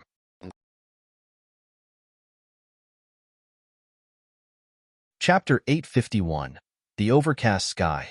Chapter 851, The Overcast Sky _ Blue Demon's Headquarter, Heaven Punishment City. The four leaders of the pirates, Fengku, Jianong, Barrett, and Russell, were gathering together with more than 10 other pirate leaders. They were all solemn as they were going to decide whether they should leave or stay in the Heaven Punishment City. "We must go. If we delay, Fanhe will catch us shortly." Fengku slammed his brows together. He is different from Aogu Duo and Liu Feng. Fanhe is at the third sky of original God realm. You guys all know his perilous features. It has been years since the 9-star Chamber of Commerce started thriving under Fanhe's management. His mighty force is the peak of the entire raging flame star area. Everybody fell into silence. Fanhe's reputation was widespread in the raging flame star area. At the third sky of original God realm, he was the well-known zenith of the raging flame star area, which had the same meaning with the word invincible. When such a character suddenly came to the Heaven Punishment City, no one in Fengku's group was able to resist. They could be killed instantly right when they saw him. Fengku's group didn't think that the hermit in the Heaven Punishment City would risk his life to battle Fanhe for them either. More importantly, no one knew the real intention of that hermit or if he was an equal opponent to Fanhe or not. Fengku's group also didn't want to entrust their lives in the hands of someone they didn't know. Anyway, when we leave the Heaven Punishment City, they won't be afraid of anything. They would come to take the star map. Aogu Duo, Liu Feng, and Bai Tian are all at the second sky of original God realm. They haven't taken action yet because they are afraid of that mysterious hermit. They followed the rules of the Heaven Punishment City. But when we leave the Heaven Punishment City, we're not sure if that hermit will be able to take care of us or not. "It will be big trouble for us then," said a leader of the pirates. This is also why they hadn't come to a conclusion yet. Aogu Duo, Liu Feng, and Bai Tian were all at the second sky of original God realm, the same with Fengku. However, their real competencies would be one level higher. Any force of the said three forces was a big threat to them. Once they joined hands, the chance for the pirates to escape was tiny. Are Aogu Duo, Liu Feng, Bai Tian stronger than Fanhe, the headmaster of the Fan family? Fengku contemplated for a while, then gave a low shout. Hearing him, everybody else paled. Russell's eyebrows convulsed. He said with a savage face, "Compared to Fanhe, Aogu Duo, and the others are easier to deal with. Fanhe has achieved wicked and cruel deeds. He came here because of his dead brother. His wrath of anger will destroy the entire Heaven Punishment City." "What do you mean?" Jianong frowned, asking. "Leave. We must leave. Hurry up, Russell said resolutely and decisively. Jianong was shaken, nodded. If you say so, I agree with you. In this group, Russell had the deepest resentment against the Fan family. The thought of killing the Fans was always in his mind. Today, Fanny was coming, which could be one time in a blue moon, but he decided to give it up. The others saw how terrifying Fanny was to him. Russell was famous for being the man to seek revenge for the slightest grievances. He was also a narrow-minded person. If he decided to quit, it left only one possibility as the other was too dangerous. Any other idea? Feng could rake through the crowd, but he actually just asked Russell, Jianong, Barrett, and Jester, because these four were like him. They had the original God Realm, and he only considered warriors at this level. I have no idea. I agree to leave. Me too. Agreed. Let's go. Russell, Jianong, Barrett, and Jester were the four experts at the original God Realm. They all nodded and expressed that they wanted to leave as soon as possible. When the five original God Realm experts all came to a conclusion, the others' ideas became trivial. All right, we should prepare now. I know you are almost finished with our arrangement. We should leave early. We can't delay it any longer. Fengku took a deep breath and comforted people. The three forces don't get along well. They won't really unite, and they aren't familiar with the forbidden lands outside the land of God punishment. And we've united to fight and protect our lives. We know the forbidden lands outside the land of God punishment like the back of our hands. This is our territory. Once we leave the land of God punishment and enter the forbidden lands in outer space, shouldn't we be able to cut them off? Hearing him, everybody calmed down. Even the ones who didn't agree with him had nodded their head. It's true that the land outside the land of God punishment was a matrix of forbidden areas. Many of them were hazardous. People who weren't familiar with the conditions could be punished with fatal consequences. Even if they got the original God Realm cultivation base, it wouldn't make them an exception. As long as they could leave the land of God punishment, they could use their information of the surrounding topography to hide safely. Or they could even lure their opponents into the most dangerous area of the forbidden lands. We've been well prepared. Russell and the others had arranged everything several days ago. Seeing the others agree with the escape plan, they became excited, preparing to get out of the land of God punishment. Shortly after, war chariots flew across the sky of the heaven punishment city like countless locusts swarming the place. It looked magnificent indeed. Those war chariots were in different styles, colors, and shapes. The flags they had indicated their forces. They hovered neatly in the air. No battle, no quarrel. They seemed to be waiting for something. The most ruthless and bloodthirsty pirates of the Heaven Punishment City soared up into the sky from different corners and alleys of the Heaven Punishment City. They aligned with the thick cloud of war chariots, checking their formation for the last mobilization before carrying out the operation. Inside the city, Aogu Duo, Karthu, Liu Feng, and Bai Tian frowned as they looked at the commotion in the sky. They exchanged thoughts using soul consciousness. Not long afterward, their team started to head to the headquarters of the Blue Demon Pirates as they had planned.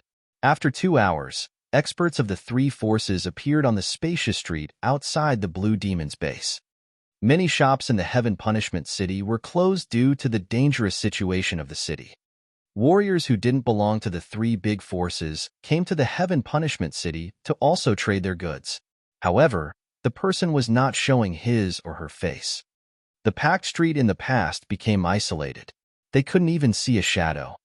Everybody realized that a big catastrophe would happen in the Heaven Punishment City shortly.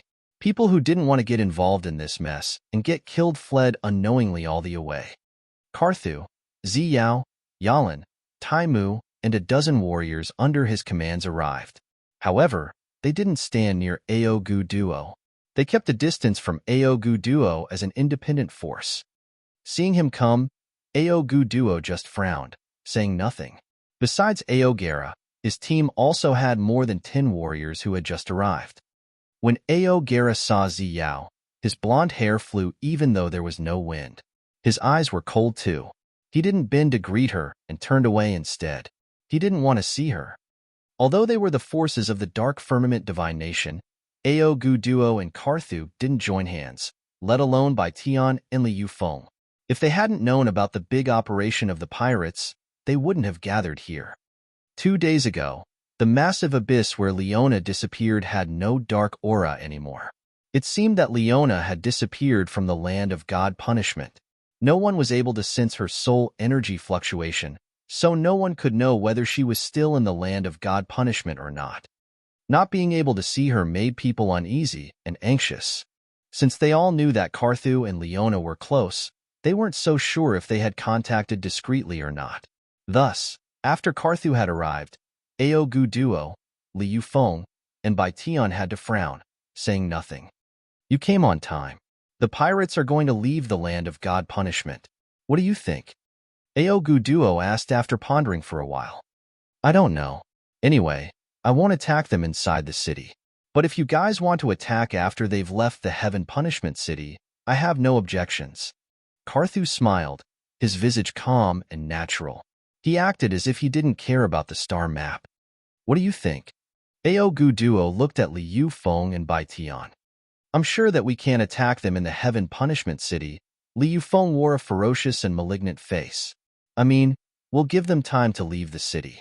Then, we will see if that hermit still wants us to stop. Then, we will discuss again. What do you think? I have the same idea, laughed Bai Tian. That person in the city is too strong. I don't want to enrage him. If he doesn't interfere, those pirates can't do anything. All right, we will let them leave the city. First, we will kill the pirates. Then, you guys should depend on your own competences. Aogu Duo agreed immediately. The powerful characters of the 3 big forces exchanged looks. They immediately agreed. They planned that after Feng Ku and his people had left the Heaven Punishment City, they would start to attack fiercely. After they were done with the pirates, they would compete against each other to get the star map. As they had determined their plan, they didn't talk more, scattering and discussing with their own people for a detailed plan. Rumble, rumble, rumble. After 1 hour, battleships and war chariots in the sky roared, rocketing through the atmosphere, heading to the star area outside the land of God punishment. The clouds of battleships and chariots didn't line up. It diverged into so many different paths. They scattered like schools of fishes swimming to different river branches. In outer space, they changed their direction, heading to different regions. The energy crystals triggered at once. They flashed like lightning strikes in the sky. They seemed to know the plan of the 3 big forces, not wanting to give them a chance to catch them all at once. That's why they decided to use this plan. Indeed, seeing the pirates flee away was nice. Each flow included pirates, battleships, and war chariots from different organizations. Aogu Duo's team was perplexed. They didn't know which flow they should pursue or which battleship or war chariot Feng Ku was hiding in. Having no other option around, Aogu Duo, Carthu, Liu Feng, and Bai Tian could only diverge and chase after the pirates. They tried to sense the 4 strongest auras among the others. For the time being, people saw lights shooting across the sky of the land of God punishment like the rainbows. They all zoomed to the horizon, tearing the dome of the high sky. The war which would shake the entire Raging Flame star area slowly began at this moment. And Yin, he was still floating in the starry sea of outer space inside his blood pupa, waiting for the moment to emerge from his chrysalis.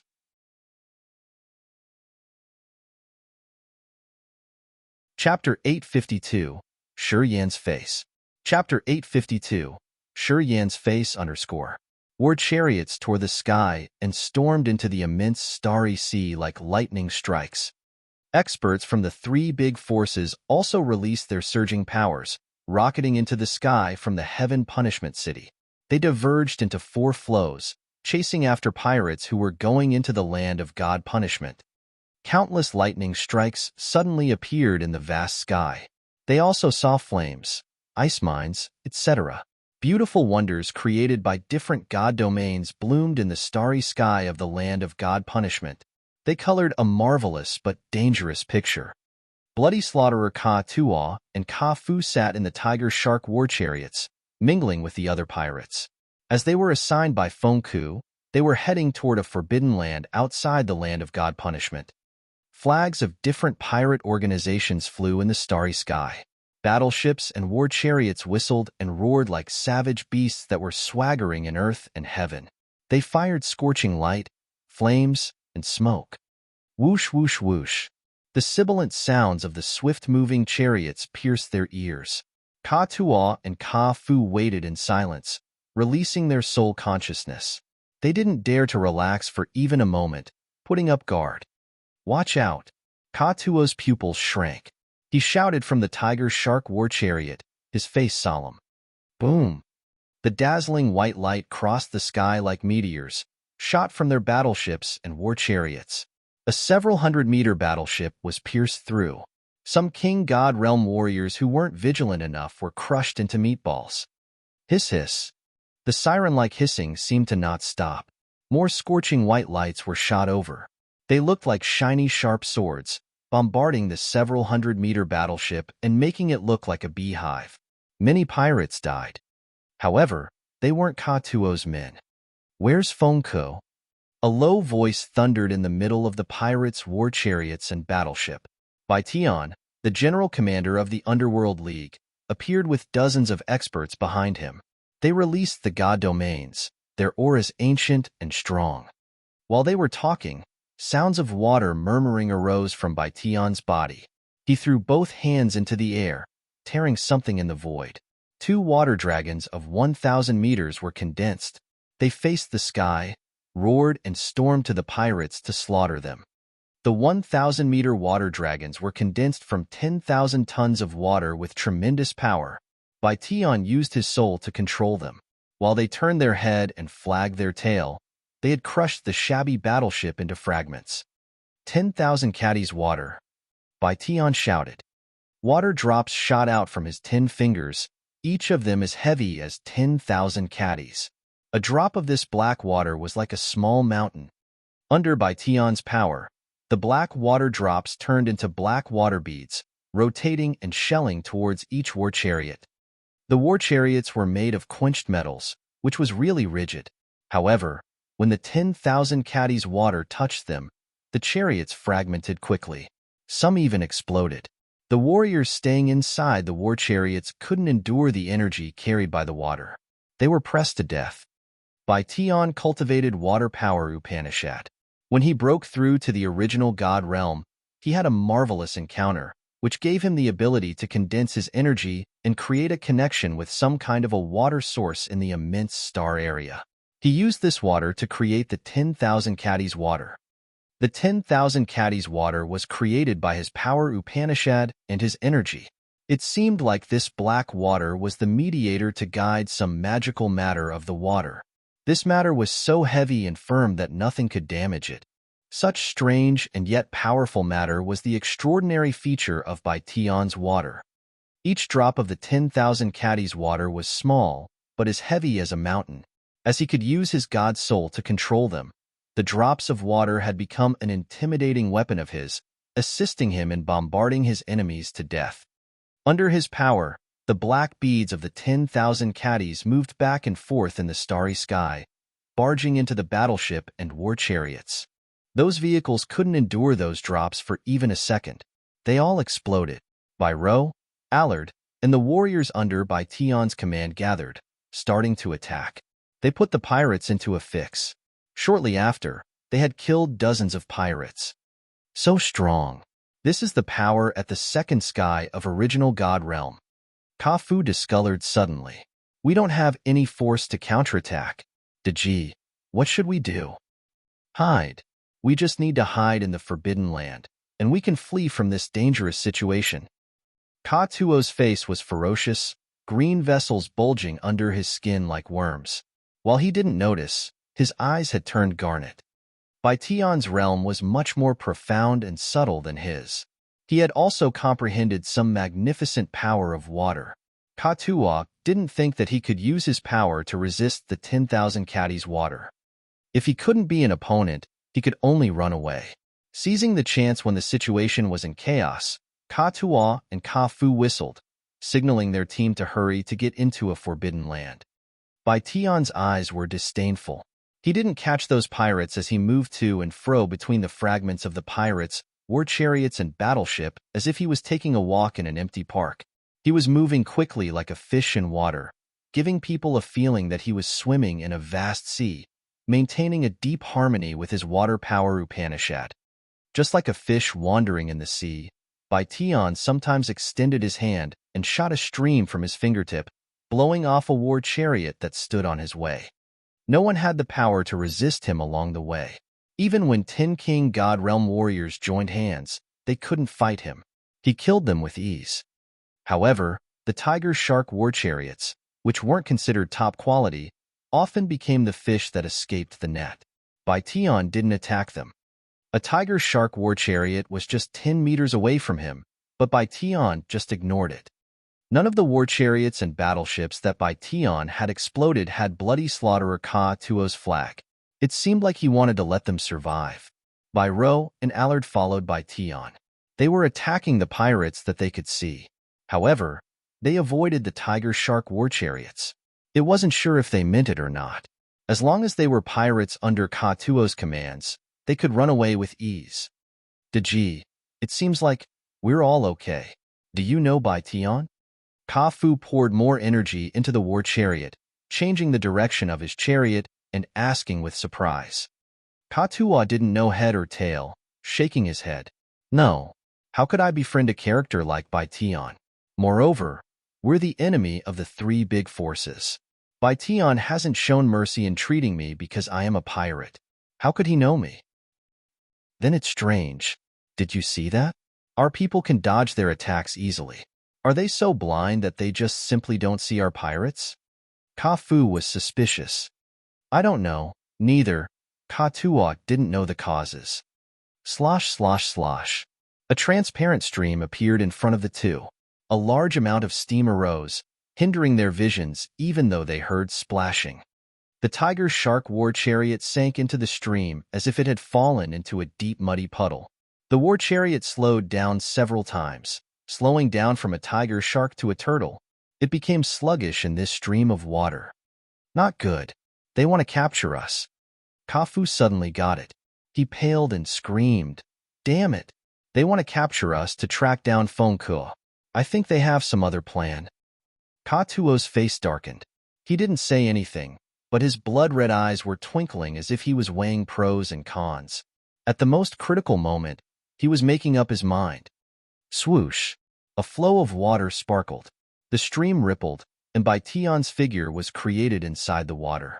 He was smilingly looking at the two brothers, prying, How are you guys related to Shrouding? Why do you ask? Ka-Tuo was surprised. He suddenly realized that his tiger shark war chariot was not the only one confined to this stream. His fellows' war chariots were also unable to be moved. They seemed to not be able to break the restraint of this river. You just need to answer me. Baitian frowned. We work for him. Ka-Tuo's head worked fast. A light flashed, and he came up to that answer. Baitian's eyes twinkled. He contemplated for a while, then waved his hands. I'll give him face. You guys say hello to him for me. Okay, go. You can leave now. The power confining them disappeared. That river diverged, releasing the tiger shark war chariots. The sluggish war chariots roared and soared away. Ka-Tuo and Ka-Fu flew at max speed with their baffled face. They didn't know why Baitian let them go. Master, we can let them go, but shouldn't we have asked them where to find Fengke before they left? Allard approached him. He couldn't help but ask since he didn't know his boss's intentions. If you want to give someone favor, you have to do it completely. Or else, how can we show them how sincere we are? Baitian smiled, talking deliberately. We don't need to worry about Fengke. He can't dodge us forever. They are pirates, but why do they work for Shrouding? Byro's bold brows furrowed, asking all of a sudden. We asked Ka-Tuo to ambush Ziyao that time. Did he join his operation too? Oh, if so, he's too cunning and wicked. If he wanted to deal with Ziyao, she couldn't have a chance to survive in the solar star exploding fragment field. It's because of Shrouding that Ka-Tuo aborted the mission, I suppose, Baitian explained. Although he didn't see it with his own eyes, his assumption was correct. Ka-Tuo cultivates a special power Upanishad. I think he will enter the original God realm soon. Once this man crosses that threshold, his achievement in the future would be tremendous. If Yin got him as his subordinate, he would be like a tiger with a pair of wings. His bright future would be immeasurable. Allard and Byro were touched, listening to him. They apparently also thought about that bright point. A giant blood-red chrysalis was floating in a remote area outside the land of God punishment. A group of warriors coming from the far star area diverged into two teams. They surrounded the blood pupa. Dozens of warriors in the battleships and war chariots were surprised, looking at the pupa as if they were trying to guess what stayed inside that giant pupa. Those people included a certain person.